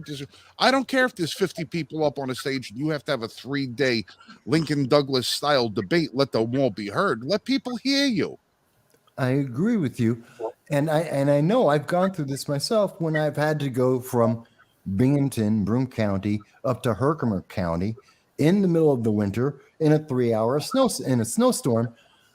It was a hell ride. I tell you, it was a hell ride trying to go through that snowstorm 20 miles an hour. Couldn't see because it was a whiteout. So I understand once you qualify, you should be heard. Except we haven't done that, and we've taken it to the next step because you're right. It's about First Amendment. That's why they have misinformation and disinformation on social media, as well as they tried to do that through the Biden-Harris administration to silence people they don't like, to silence the voices they don't want to be heard, which goes back to what they're doing to Trump right now. Discredit him so no one will listen to what he has to say because they're terrified of people actually choosing somebody. They don't want choices. That's why Andrew Giuliani didn't get to speak. Whether he was the best candidate or not, that's a different question. I mean, was he credible? After 17 years of talking to people at every level of elected office, I can tell you, he was credible. He did the work. He should have been heard. Same thing with Larry Sharp, who is a friend of mine. I admit that freely. Should have been heard. Whether people agree with him or not, that's up to you. You should have heard what they had to say. And it's not for these elites. Again, this brings us to a neo-noble. They're making decisions and we're following them. And that is corrupting our system at every level. It is destroying the First Amendment. We got to reverse this, folks. We've got to reverse this because this leads to oppression. Not the Hollywood oppression, not the the popular oppression, but I mean really oppression like what we see in China. I truly believe that. Oh, it's getting closer every day. It really is getting closer every day. And I mean, we're talking about this from several parts around the country. We're seeing people who are talking in the chat about this as well. We are seeing this infect everything from entertainment all the way down to our daily lives, local, national. There is no way out of this. And all those people who are saying, well, I don't pay attention to politics. Politics is paying attention to you, and politics is making sure you don't get choices. There is no way out of this. Okay, and there is a way out of it. Well, I mean that the only when I way say, well, the let me only clarify. way out of it is for the people to demand that candidates are being allowed to run. Yeah, That's the only way out of it. Okay, but too many people are of the mindset, well, I'm not political, so I don't get involved in politics. Well, guess what? Politics gets involved with you. Okay, you get a paycheck. You try to stay out of politics, but guess what? Every political decision that's made that you're not involved with is going to affect you one way or another. If you get a paycheck, you're political. If you write a paycheck, you're political. If you pay a bill, you're political. That's the easiest way to explain that. Yeah, I got into a discussion today. Okay. And one of the things that we have really lost in this country is our ability to redress grievances. Okay. Yeah. And this is basically what we're talking about here. Okay. Is we the people no longer have the ability to redress our grievances against the government. Okay. One of the primary ways back even before we were a country that we redressed grievances, the first way was for us to quit paying taxes. when we had a problem with our government, and this was even like I said, back when we were still colonies, our first method of redress of grievances was to quit paying taxes. Okay. We don't have that ability anymore. You know what I want?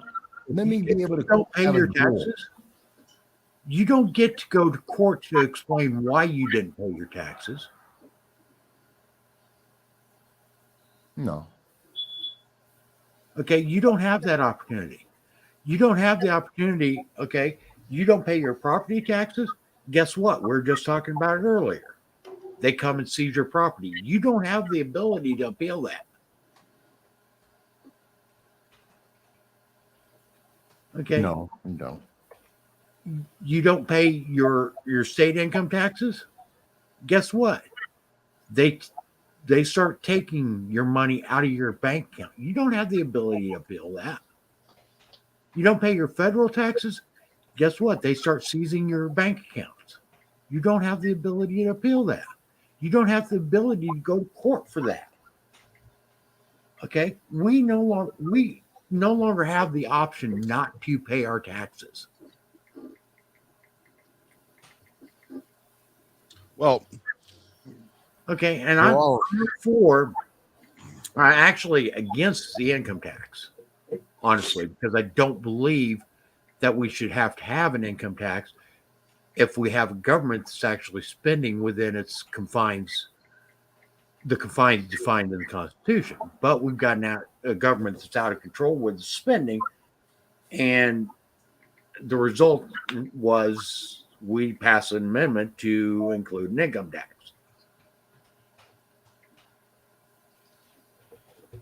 Okay, so I don't like this system where we don't have a voice. Okay, we can't sue our representatives because they've got some type of qualified immunity. Yeah. Okay, unless you can demonstrate somehow how they acted outside of their office in order to disqualify that qualified immunity, you have no recourse. That's almost impossible. Exactly. I mean, Okay. that was You silver. have no recourse to hold these people accountable. Even at the ballot box, you have no recourse. If you're not being active, if you're not being proactive from the very beginning, who's running, who's getting the signatures, who's on the primary ballot. If you're not involved from the beginning, you lose your choice by the end because it's no longer your choice. Even at the beginning, though. Choice. Even at the beginning. Okay. You were able to get on the ballot. Okay. Yeah. What did it take for you to get on the ballot? Oh God. Several thousand signatures. It took, God, I don't know how many times I had to travel. I was traveling every day. I was traveling every day for 4, 5, 6 months, letting people know who I was and having meetings and going to speaking events. And the New York 22nd at that time was about 2.5 hours drive north to south, about an hour and a half drive east to west. It covered 8 counties. Okay. I mean, honestly, getting on the ballot is damn near impossible. Even on a lot of local elections, it's hard as hell to get on the ballot. Mhm. Okay, unless you happen to be so actively involved in one of the corrupt parties, and you can say all you want that the Republicans aren't corrupt or the Democrats aren't corrupt. They both are. Yes. Okay, and they control 99.9% of all politics. It's controlled by the Democrats and the Republicans. Yeah. System is built to keep out the third party. Well, the system is built to keep out anybody, okay, other than their fair candidates. For the The most ones part, yeah. that back their policies, their programs, their issues wholeheartedly. Okay, and if you step out of line, guess what? You're not going to be a part of that party very long. Yeah, for the most part. That tends to happen.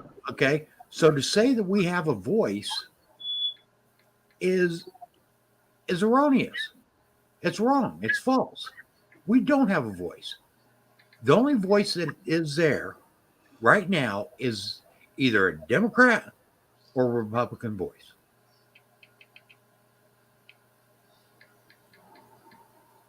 Well, I still believe in writing in. I still believe in writing in people if you don't agree. I've done it. Man, I still advise people that you should always vote, even if it's a write-in. Oh, I agree people should vote. Okay, and I agree with write-in. Okay, but the thing is we have to start getting out of this mentality of you pick either red or blue. Yeah. We've Yeah. got to get away from that.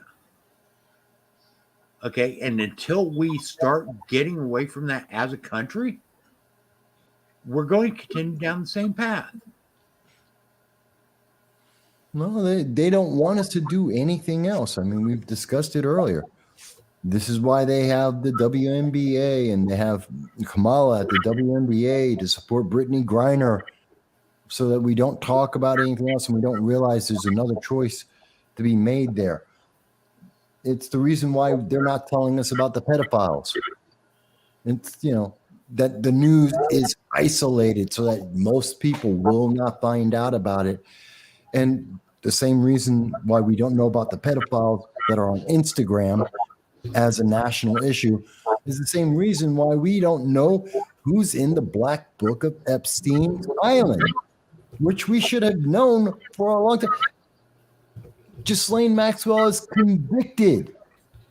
The book is in evidence. This is supposed to be public record. Why don't we know? The same reason why they're not talking about pedophiles on Instagram. You're not supposed to think about it. You're not supposed to question it. You're just supposed to agree. Just blindly affirm whatever they say. It is a dark place they're trying to shove us into. It's a very dark place.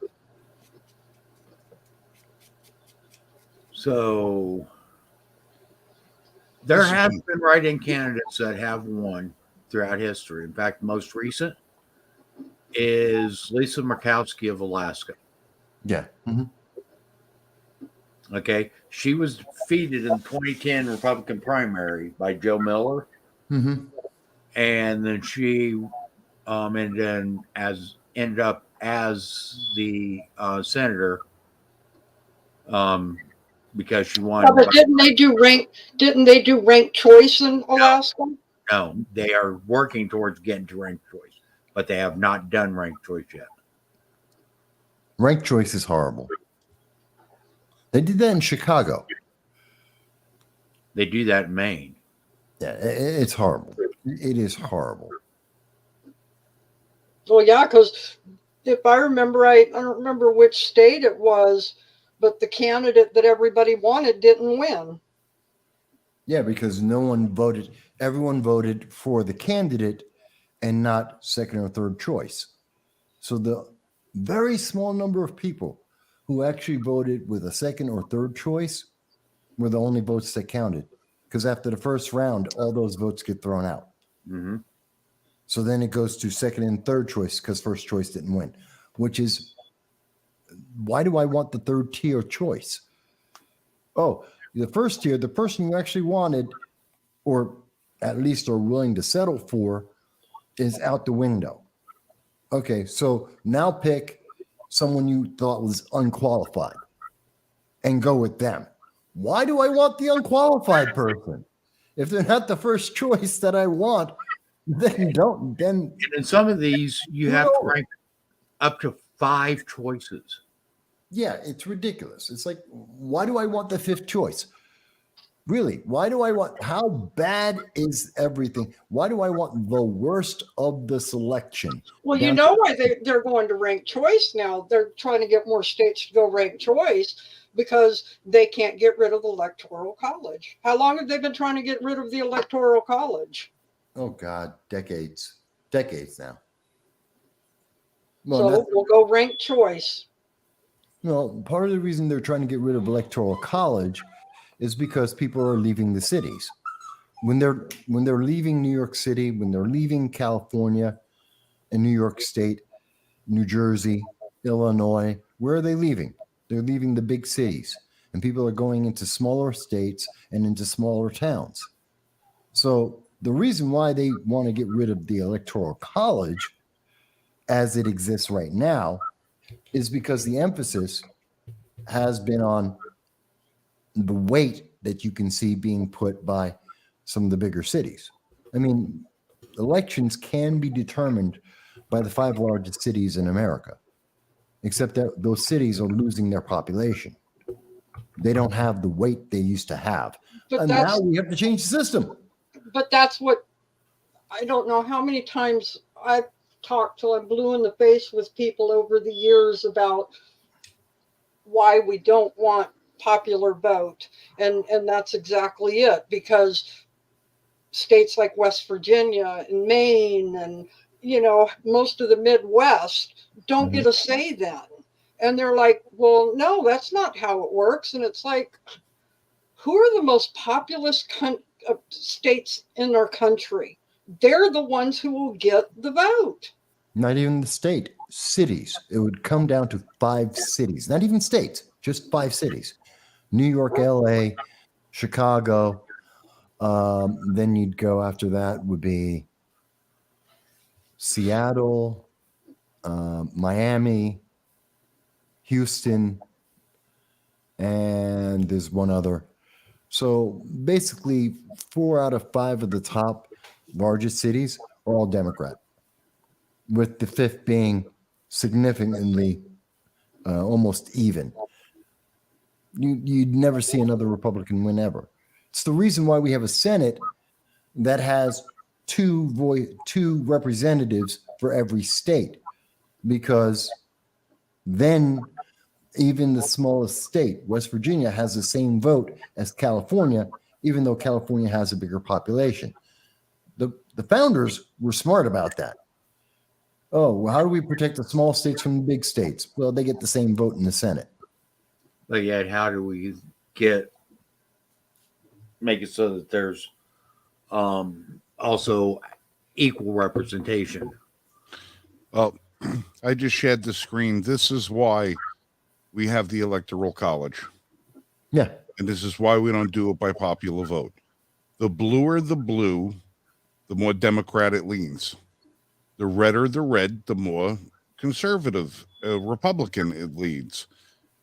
According to the, Sleepy Joe got 81 million votes, allegedly. How do you have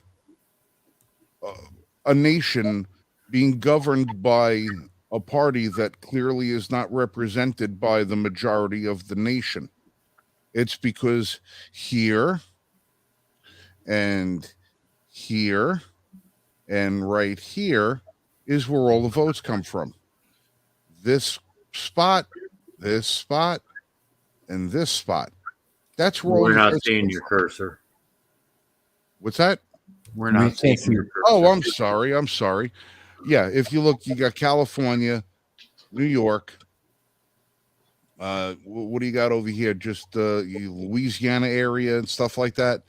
If you look at those population centers where the blue is, that's allegedly who will get to decide every presidential election. That's why you don't have a popular vote. And even with the Electoral College, you could see that our nation is not adequately represented by the will of the people. No, Yeah. it's not. And here's the biggest reason why. were not adequately represented by the will of the people is all but 2 states give all their electoral votes to the candidate that won the popular vote in that state.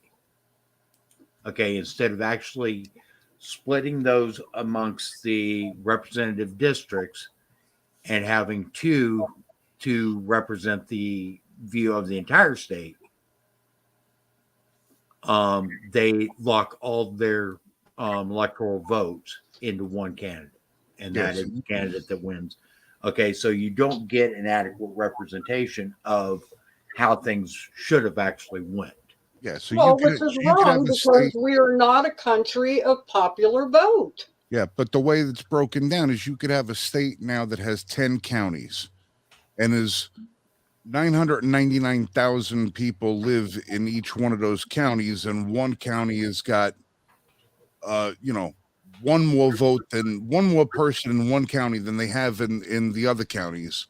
Well, when that one county gets more votes, or they'll award all of the votes, even though half of the state 49.99% of the state voted for one person, that they'll give all the votes to one candidate instead of having it proportionate by the county, the same way that it would be proportioned by the states numerically.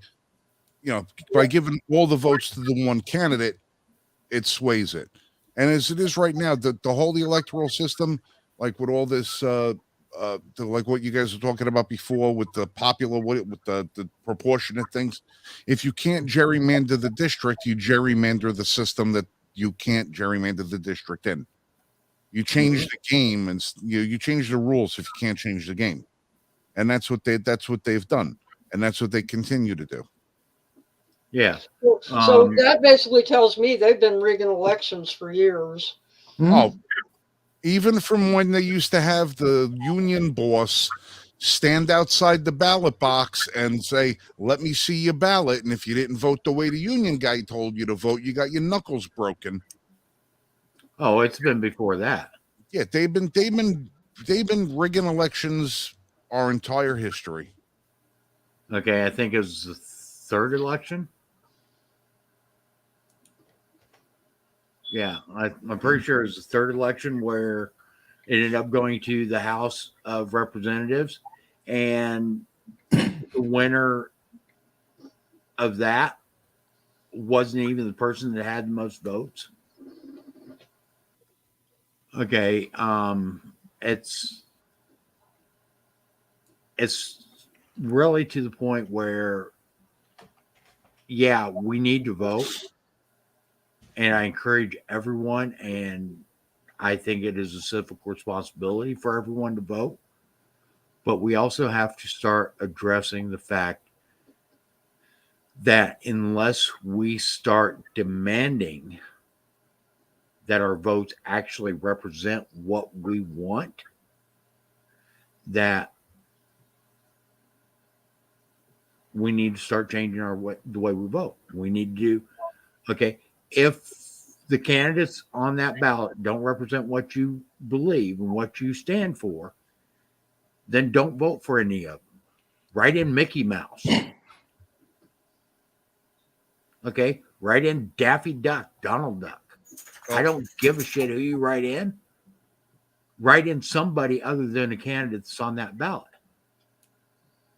Okay? That's the only way people are going to start realizing that, hey, okay, and if we all of a sudden start seeing, hey, Mickey Mouse won the election, then maybe people will start waking up. Well, that's part of you have to disrupt the system so badly, disrupt it so badly that no matter how much fraud they institute in it, they can't disprove what the people did. If everybody just said, "I'm not voting," or everybody said, "I'm going to write in a candidate who's not on the ballot," and nobody voted for the people on the ticket. Yeah, none of the above. Yeah, Brewster's Millions, great movie, by the way, one of Richard Pryor's best. If nobody voted for the candidate on the ticket, they can't come out and tell you that either candidate won. they would have to tell you that somebody else got more votes. And then if they say, well, so and so got more votes. Well, if the only person who voted for that person was him or herself, how did they get more votes? Because they would just get one vote apiece. You know, they would have to get so few votes that they would have to, it would be so obvious that they rigged the election. But you're never going to get that kind of unity from the people. No, You'll never get that kind of unity from the people. because too many people are locked into, I'll always vote blue. I'll always vote red. Okay. People, start waking up and understanding. Red and blue don't give a shit about you. Okay? They're there to push their agenda that they force feed to you. And if you don't realize that, then you deserve what you're getting. Plain and simple. Just like the people in New York. Liberty needs to be maintained by constant vigilance. And if we aren't willing to do the job, then we deserve what we get. Point blank. Okay? The only one that is responsible, the only people that are responsible for the shape this country is in isn't the people in Washington. It's the people that you see in your neighborhood every day. It's you. It's me. Every one of us are the ones that are responsible for what's going on in Washington. Because guess what? And I've said it over and over. You can't have a government of the people, by the people, for the people, if the people refuse to be involved. True. You can't do it. And if the people refuse to be involved, guess what? That government of the people, by the people, and for the people is going to be replaced by something else. And we are seeing the results of that today because too many people are refusing to be involved. Well, hey, look, just look at how many people try everything they can to get out of jury duty. Oh, exactly. And that's one of the biggest. That's your civic duty. That's your civic duty. As a citizen of this country, you are responsible to stand for other people in your country that are accused of a crime. You are there to be the voice of reason, the voice of justice. You're not trying that person for the crime they committed. You're there because they're a fellow citizen. You're supposed to do it. When called upon, that's your civic duty. That's your responsibility to do it. And people try everything they can to get out of it. And here's the thing to be involved in the vote. I'm so glad you brought up juries because I'm actually getting ready. I'm going to have either an episode, a live stream, or something on this topic in particular because this is one of the biggest things where we fell as a nation. Okay. Our system of jury trials is our first line of defense against unconstitutional and unjust laws. Okay. Our system isn't supposed to work the way that they have forced down our throats. Our system is supposed to work where when something is presented to a grand jury, that grand jury is actually supposed to first determine whether or not the law that the accused is being accused of is even a valid law, whether or not that law is constitutional. Okay. Then they need to determine if the people bringing charges against that person have the authority to enforce the so-called law.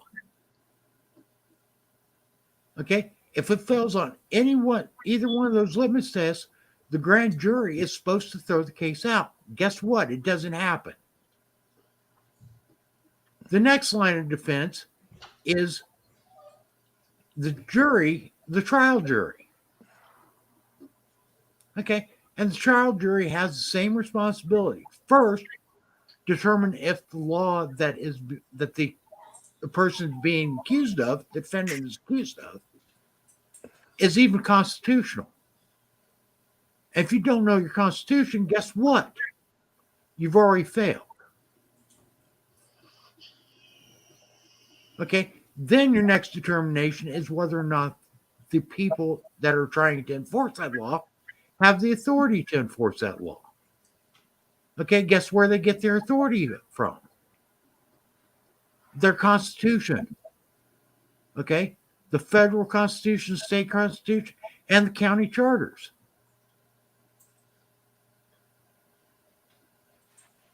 Okay? Those documents should be in every jury room. Okay? And that's where the first thing, okay, before you even determine whether or not the evidence meets the level to either find the defendant guilty or to find him innocent, the first place you got to start is whether or not the law is just and constitutional. And if it fails that litmus test, then you've got to find for not guilty. You've got to.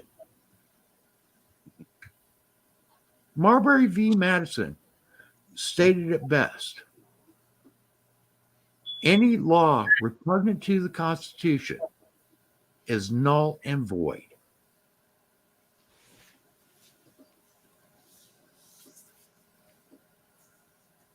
Well, and now we're a nation that you're guilty until proven innocent. Isn't that what Nancy Pelosi said? Doll, it's more than jury nullification. Okay? And actually, if a jury is doing its job, it's not nullification.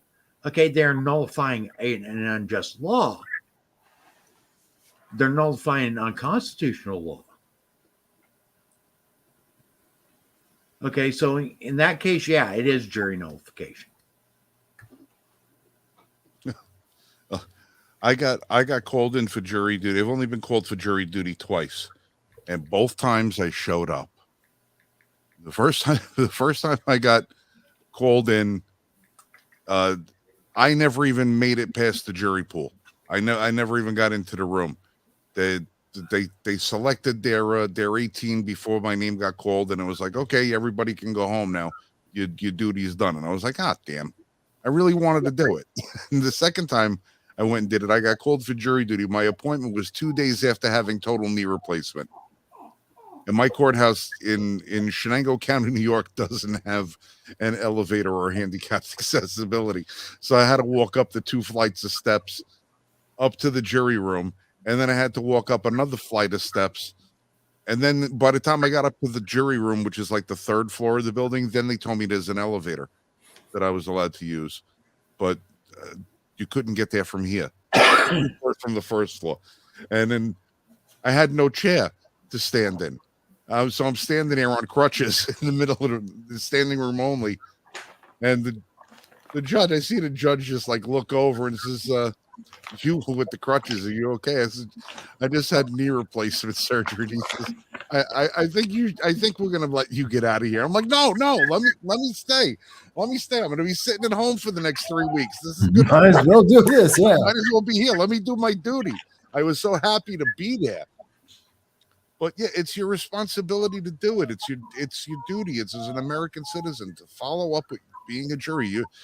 You have to be able to put, when you're in a jury, you're representing so much as being a juror. You're representing the Constitution. You're representing your community. You're representing the person who's on trial, in some cases, for their very life. You have to be able to, you have somebody's life in your hands. And we're talking about, even if it's for like some bullshit little thing, their life is in your hands, and you've got the responsibility to make the judgment as to whether or not this person committed the crime that they're being accused of. And if the crime that they're accused of, if the law that dictates what that crime is even valid in the first place. Well, That is a and that's tremendous the thing. responsibility. And for people to want to get away from that, think of It's how many people would be refusing to do you the service if you should happen to wind up in that position. You would pray that the people that showed up to be on your jury had sound conscience and sound mind and were willing and able to do that for you, because they're not just doing it for the justice system, they're doing it for you as the obligation as a fellow citizen. It cannot be stressed enough how important that is. Well, and that's the thing is you're not just there representing the Constitution. You're not just there. Okay, you're representing the victim. You're representing the defendant. You're representing the state. You're representing all the way across the board. Okay, but the thing is, you're also holding all these people accountable as well, Including the system. right? Exactly. Okay, and that's where we fall short. I want to throw in something else that people aren't being involved enough. They're not paying attention enough. Excuse me, not paying attention enough. And I mean, jury duty is one aspect of it, but I'll make it even simpler for people on what we're seeing. Let me show you something, because we were just talking about this earlier, and I know Dal brought it up. Oops, dropped it there. There. So earlier we were talking about New York City, Eric Adams, when we started the show, and how he was trying to send illegal aliens into 62 counties of New York that never asked for them, that didn't want them, and that 34 of the 62 counties have put out emergency orders to prevent him. So now he is suing 30 of those counties, including Broome County, which I happen to be in, and he's suing them to accept the illegal aliens. He's forcing the people of Broome County to accept illegal aliens that we never wanted, that we can't afford, that we don't have the room or the opportunity, the infrastructure to take care of. He's putting the burden on us, and he's suing using your tax dollars, both federal and state and local, to sue counties to force them to do something they don't want to do.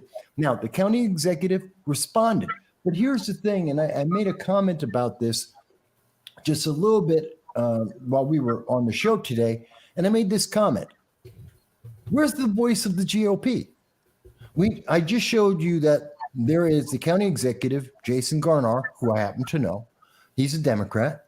He's speaking up about this. He's fighting against this. Fantastic. I'm all happy for that. Where's the GOP?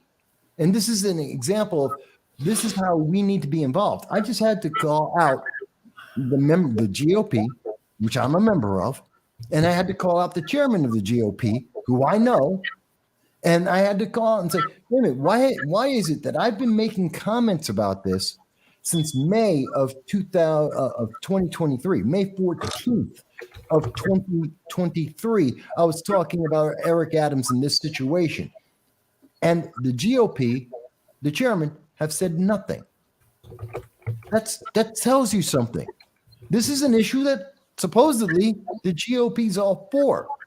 We cannot rely on these people to just do the right thing and to speak up for our voices, because as the example I am showing here tells you, they're not doing it until we actually step up and say, I guarantee you we might get an answer on this from the GOP, from the chairman of my county. He might make a public comment now that I've called him out by name, and I guarantee you I'll get phone calls privately saying, Mike, why'd you do that publicly? Because he didn't say anything. Isn't he supposed to be standing up for all of us? We need to be involved. It's like with jury duty. You need to show up. You need to be involved in the process. It's like getting out petitions. You have to be involved. You have to be part of the process. When things are happening in our communities, you need to be involved and not just go, well, I'm Republican, so the Republicans will take care of it. No, they're going to sit on their ass and do nothing Well, till you say something. well, who's your GOP chairman in your county? Is that still Bijoy? No, B-Joy dropped out in December. It's Benji Fetterman. He worked for Fred Akshar. I know who he is. I know who he is. Yeah. How's Fred? Fred's now the sheriff, so he's happy. He's a lot of internal politics going on. So here is one thing, okay, that we can all do. And I guarantee 99.99995% of people across the country will not do this.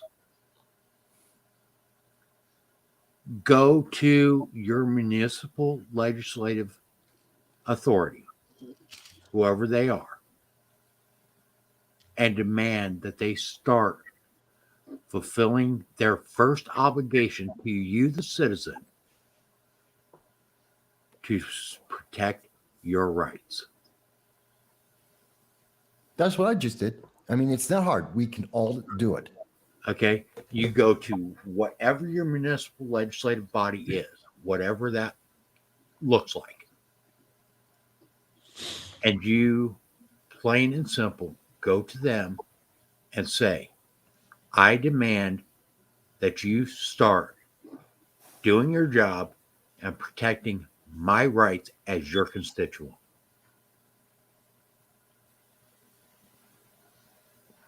And there are many ways that you can do this. Number one, step up when they have their open mics.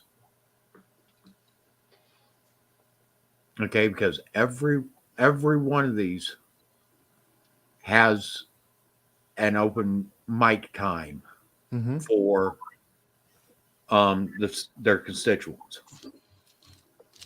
Okay, the next thing that you do, draft legislation for your municipal legislative body that requires them to uphold your rights that are protected under the United States Constitution, that are protected under the state constitutions, and are protected under your municipal charters. Okay, and some municipalities have their own constitutions. Okay, whether it's the municipal constitution or a municipal charter, demand that they start protecting your rights as individuals. Okay, that's where we start. That's the first step. And we hold them accountable to that. Okay, and if you draft legislation and they fail to pass it, guess what? You just got all the ammunition you need to get them unseated. Go ahead, Jen. Not to interrupt, but with you talking about writing the legislation and everything, it just popped in my mind. Did you guys ever hear back about the election legislation that y'all wrote and drafted together and sent off? We sent it out to a couple of people. I know that Mark Molinaro got a copy. Claudia Tenney got a copy. There were a couple of New York State Assembly members received copies of it, including, oh God, I'm going blank on his name now. He's north of us. About 4 or 5 of them got it as well. No one responded. Of course they won't.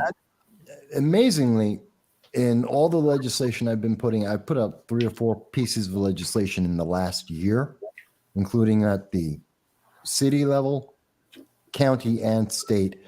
And no responses. They received it. They acknowledged they received the document.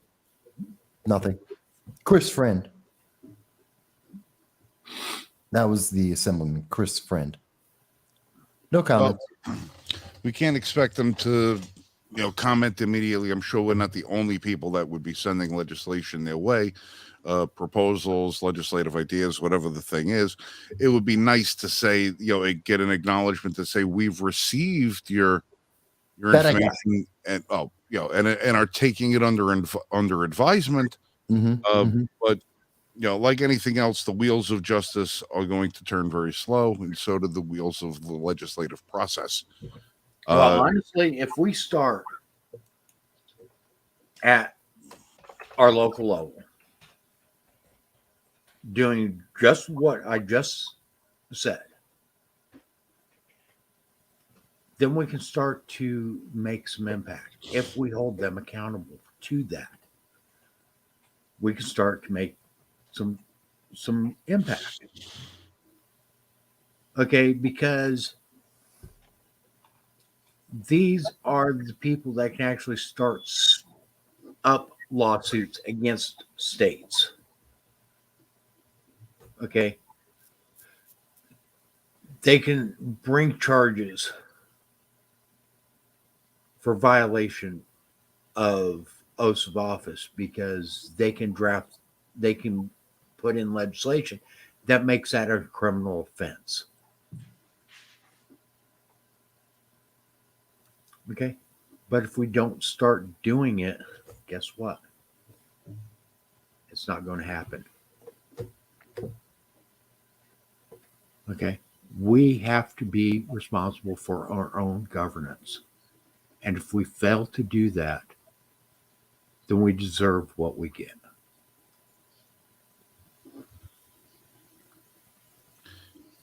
All right. Well, listen, lady and gentlemen, it's now 11:23.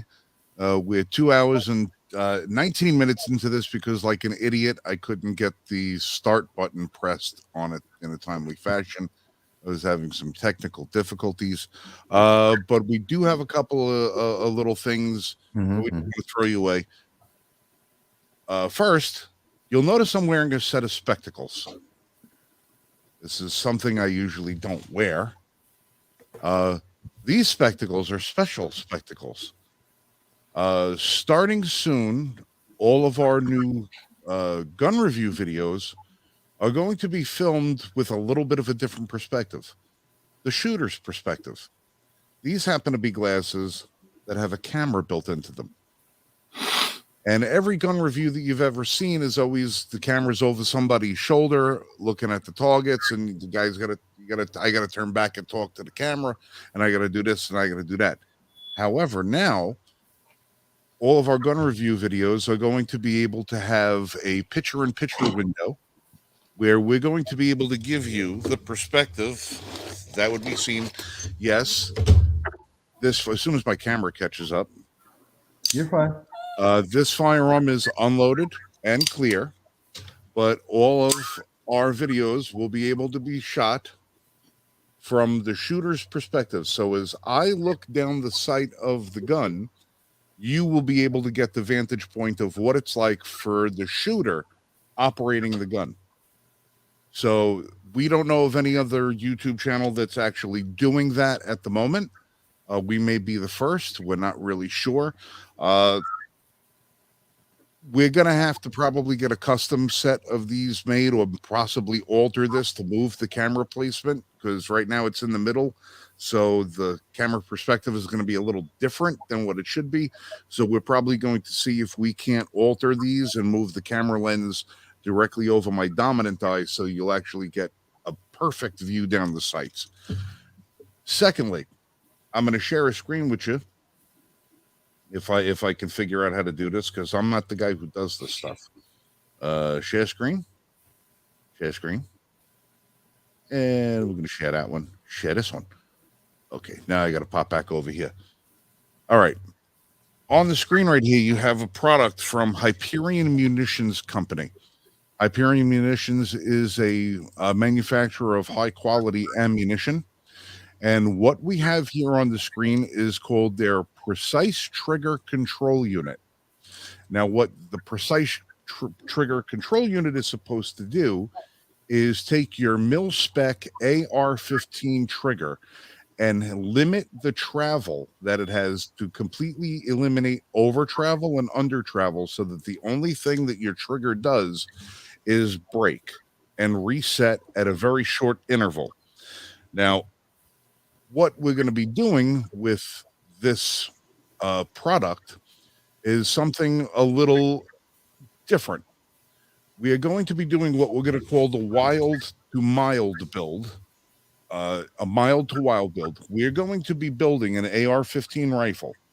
This is an 80% lower for an AR-15, and installed on it right now is the Hyperion precision trigger control unit. And what we're going to do is we're going to build this rifle with bare bones parts. So it's the least expensive rifle that you can possibly build. We're going to evaluate it. And then what we're going to do is slowly upgrade this rifle until it becomes an extremely expensive rifle. And what we're going to do is we're going to produce benchmarks for every stage of the build so that if you decide that you would like to build your own rifle, you'll have a good sense of how much money you're going to spend, how much time you're going to spend doing it, and what you could expect from the results for every increment of dollar that you spend. So you could start off by building yourself a $300 AR-15, and we're going to work this up to about maybe a $1,500 to $2,000 AR-15. And every part we throw in here, we're going to give you an analysis and breakdown of what the part does to the firearm, how it improves the performance, and if it's worth the money. And as we upgrade this rifle, as we build it, the parts that come off of this rifle are going to be sent out to our viewers so that the viewer will be able to take those parts and use them in the construction of their own rifle. So if you have a bare bones rifle, eventually you might get a better someone out there might get a better trigger or a better buffer tube, a better bolt carrier group, maybe a better barrel or a better shroud or better sighting system. Whatever it's going to be, whatever we put on, we're going to test, and whatever we take off, we're going to give away. So we're going to be sending that out. And the reason we're going to be able to do that is because many of the components that we're going to be using in this rifle build are going to be sent to us for an evaluation from the manufacturer. And since we like to be able to try and pass things along to our loyal viewers and our friends, we're not keeping those parts. We're going to be sending them off. And whatever gets sent into us is going to eventually wind up in the hands of the public so they could upgrade some of their own stuff. So we're going to be doing some things that nobody else is doing, and this is just a little bit of a taste of what's to come. And we're happy to have you here. And in the meantime, if you'd like to be eligible to get some of these parts, we encourage you to look at the little line across the bottom of the screen and go to www.l1f.us and look for our membership program. And for $15 a year, you're going to have access to a whole host of brand new limited series information, reviews, interviews, and all kinds of good stuff. And one of you might actually get yourself a brand new Henry Golden Boy 22 custom engraved rifle. So we are going to be doing back. We wanted to have a lot of the video done, but unfortunately, I have been decommissioned physically. But in 1 week, I will be out of this ridiculous boot that I'm wearing, and we'll be able to get back out to the range. So we'll be able to bring that content to you on a more consistent and timely basis, providing I can afford $1,600 to pay for the dues for my gun club, because my membership from last year that I didn't get to use very much just expired weeks ago. So yeah, doing what we do is not cheap. It's not cheap at all. It's not. And this is another example of why we need a little bit of help from people, because everything we do, we're not doing for our benefit. We're trying to do it for the community so that the people are better informed, better educated, and better equipped. So, yeah, that $1,600 a year is great because I can go to the range every time I want to. But considering the only reason I'm going to the range is so that I can bring you guys content, it's problematic. It's too bad you live still so far away from me, because I have a backyard you could set up in. Jan, believe me, maybe coming to They may be coming to fruition a little bit earlier than assumed because I have to go up to New York at some point within the next week or two. My mom has been in the hospital now for roughly 3 weeks. And every day that my mom's in the hospital, I'm losing a little bit more of her. And it's becoming very difficult for my sister, who's her full-time caretaker since I moved to North Carolina. I did it for 6 years. Now my sister's doing it. And every day my mom slips away a little bit more mentally. I don't want to get into the weeds about my personal life, but you guys got to know where I am and what goes on with me, because a lot of it reflects on how I conduct myself and why things have been delayed. I have a lot of issues family related right now, especially with my mom's care. So I have to go up to New York. I have to see her more periodically now than I would normally, because I don't want to lose my mom twice. You know, losing my mom once will be bad enough. I know I'm going to lose her twice, and I don't want to do that. So I have to be able to see her so she knows who I am. And it's very important. We only get one shot at having a mom. And my mother is my grandmother gave birth to 16 children, 13 of which lived to adulthood. And my grandmother came and lived with us before she passed. And my grandmother, I remember when I was a little boy, my grandmother said to my father, "How can one mother take care of 13 children, but 13 children can't take care of one mother?" Those words have stuck with me my entire life. So everything that I do in this life is because I need to take care of the people that took care of me. And number one on that list is my mom. So whatever extent I have to go to make things good for her, I go through it. And I'm very fortunate that I have the partners in what we do here to help me in any way they can. And that means a lot to me, because believe me, these guys are my support system. You all are my support system. I don't have a lot more. I got Lori, I got my my family and stuff like that, but without you guys, it's hard. So I try to make it here on Fridays, even if I shouldn't. I try to be here on Fridays. I was supposed to actually be on my way to New York this afternoon. I postponed that so I could be here tonight because I didn't want to miss the show. But I wanted to give everybody the little bit of an update. Also, another thing, this week we're going to be doing a little giveaway on Facebook. I want everybody to take a quick note. 511 Tactical. This is a 40-year anniversary 511 tactical knife, MSRP of about $75. These are a rare knife. This knife is going to be given away to one of our loyal viewers, randomly selected.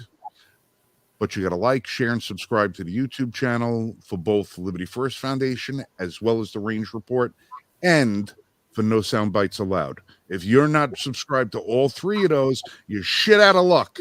You're not going to get an opportunity to win this. But one of you who do is going to get that opportunity, or I'm just going to keep it myself since I bought it. And that's what I did. Also bought myself another knife too, but that's beside the point. I needed a new pocket. I forgot my pocket knife while I was out. I forgot my pocket knife, so I had to buy another one. And when I was there, I said, let me get one so I can give it away. So that's what I did, because that's what we do. Yeah. So there. And that's my spiel. Now I'm taking off my Clark Kent glasses. Now, do you recognize me? No, you don't. No. I don't know how Clark was able to pull that shit over Lois for all of those years. But that's why I got these ones, because they're legit like Clark Kent glasses. And aside from the gut, I am kind of, built like Superman, but except for the big fat gut and the broken limbs and not being bulletproof and stuff like that.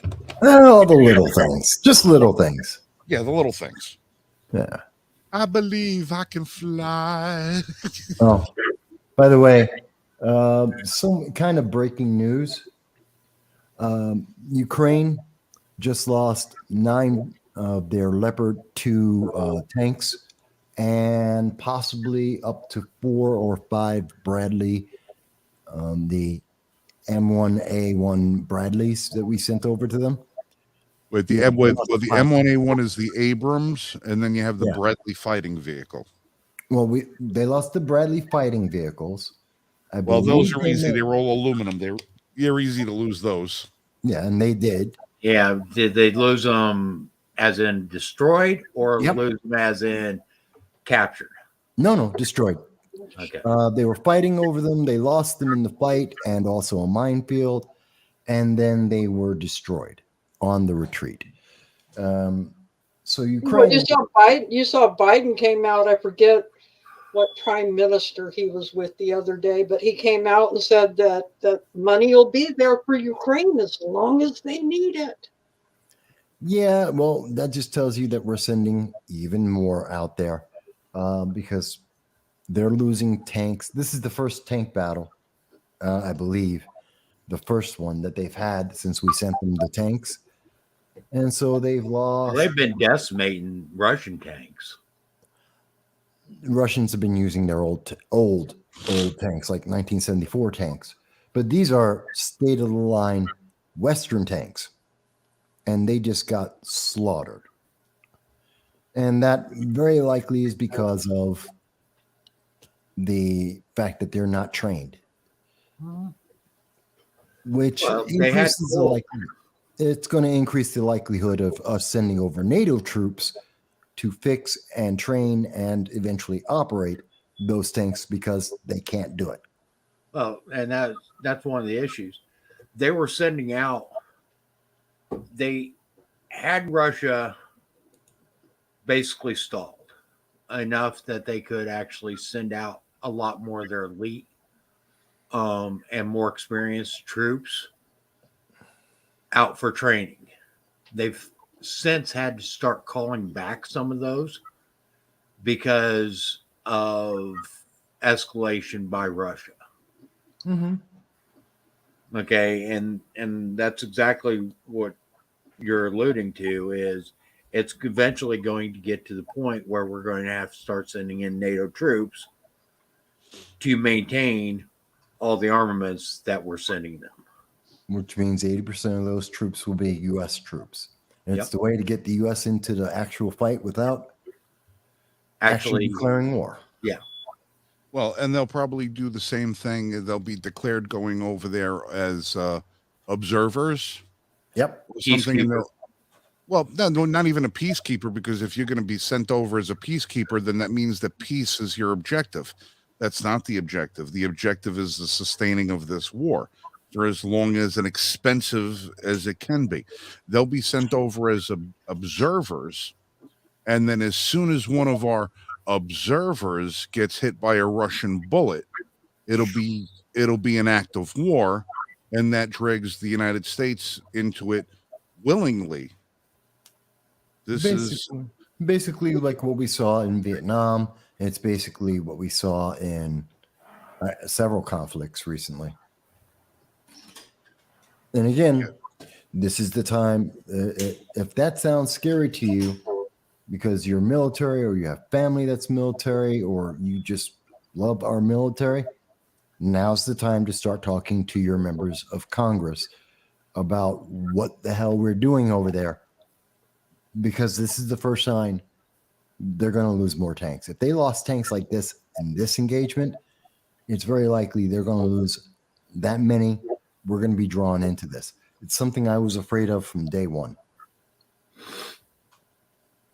Just wanted to let you know, the news is basically just now filtering through European news and coming into U.S. news. The U.S. is trying to talk only about the Russian losses. They're not mentioning that Ukraine have the losses because they're so large. Well, it's a war that we shouldn't be involved with. Yes. But we are. And the thing is we're involved with it because, again, we refuse to be involved in our own governance. Okay, and a part of that governance is to tell the people that are representing us what we want as a foreign affairs strategy. Okay, and we're not doing that.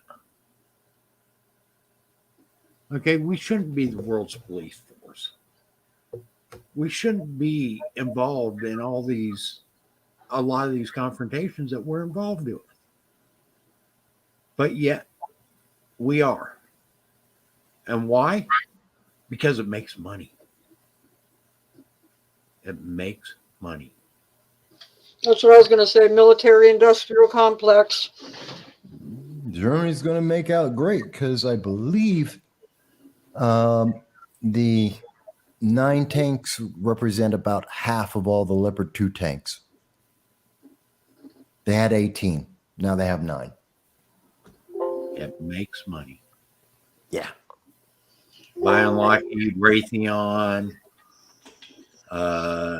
General Dynamics, McDonnell Douglas. Well, just to name a few. as long as the big guy gets his 10%, what does it matter what it costs? In dollars, lives, intellectual property, national security, how we're looked at the world says, and screw it. Why not bring NATO in with it? Why should we be the only ones to suffer any of our all losses or casualties? Let's say, even though we comprise 95% of the NATO budget and the NATO sacrifice, let's spread that around a little bit too. I'm sure there's some other world leaders that got to get their 10%. Yep. God, I can't Well, stand folks, we do need to wrap this we up. are We're over. closing on 2 hours 40 minutes. Actually, we've exceeded 2 hours 40 minutes. I do want to thank everybody that was in our chat tonight. I want to thank all of our viewers. Remember, I posted the link down below. Go sign up for a membership. Okay. We are doing everything we can right now for the cause of liberty. Okay. This is just a small part of what we do. And we are trying to expand what we do, but we need your help. And the best way you can help us do that is by becoming a member. Also, remember, like, share, comment, and subscribe to our YouTube channels, to this live stream, to our Facebook page, or our Facebook groups. Find us on Twitter. Find us on Instagram. Okay. Yes, Doll, you will get a renewal when it's time for notification, you will get a notification when it's time for renewal. That's automated, and you should receive an email of when it's time to renew. This isn't going to be the last time that we will do membership drives. We will do one every year, and very similar to what we've done this year. However, we need your help in getting people to sign up. Okay, so let people know about us. Let people know about us, because the more we can get our message out to the people, the faster we can spread the fire of liberty. With that, I want to say thank you, everybody, and we will see you next week. We're here every Friday night, 9 p.m. Eastern Time, and we will soon be starting up another live stream that will be focused more on just the Constitution, teaching the Constitution. So look for that in the coming weeks, and we will see you next week. Thank you, everybody. All right. You guys all be safe and shoot straight.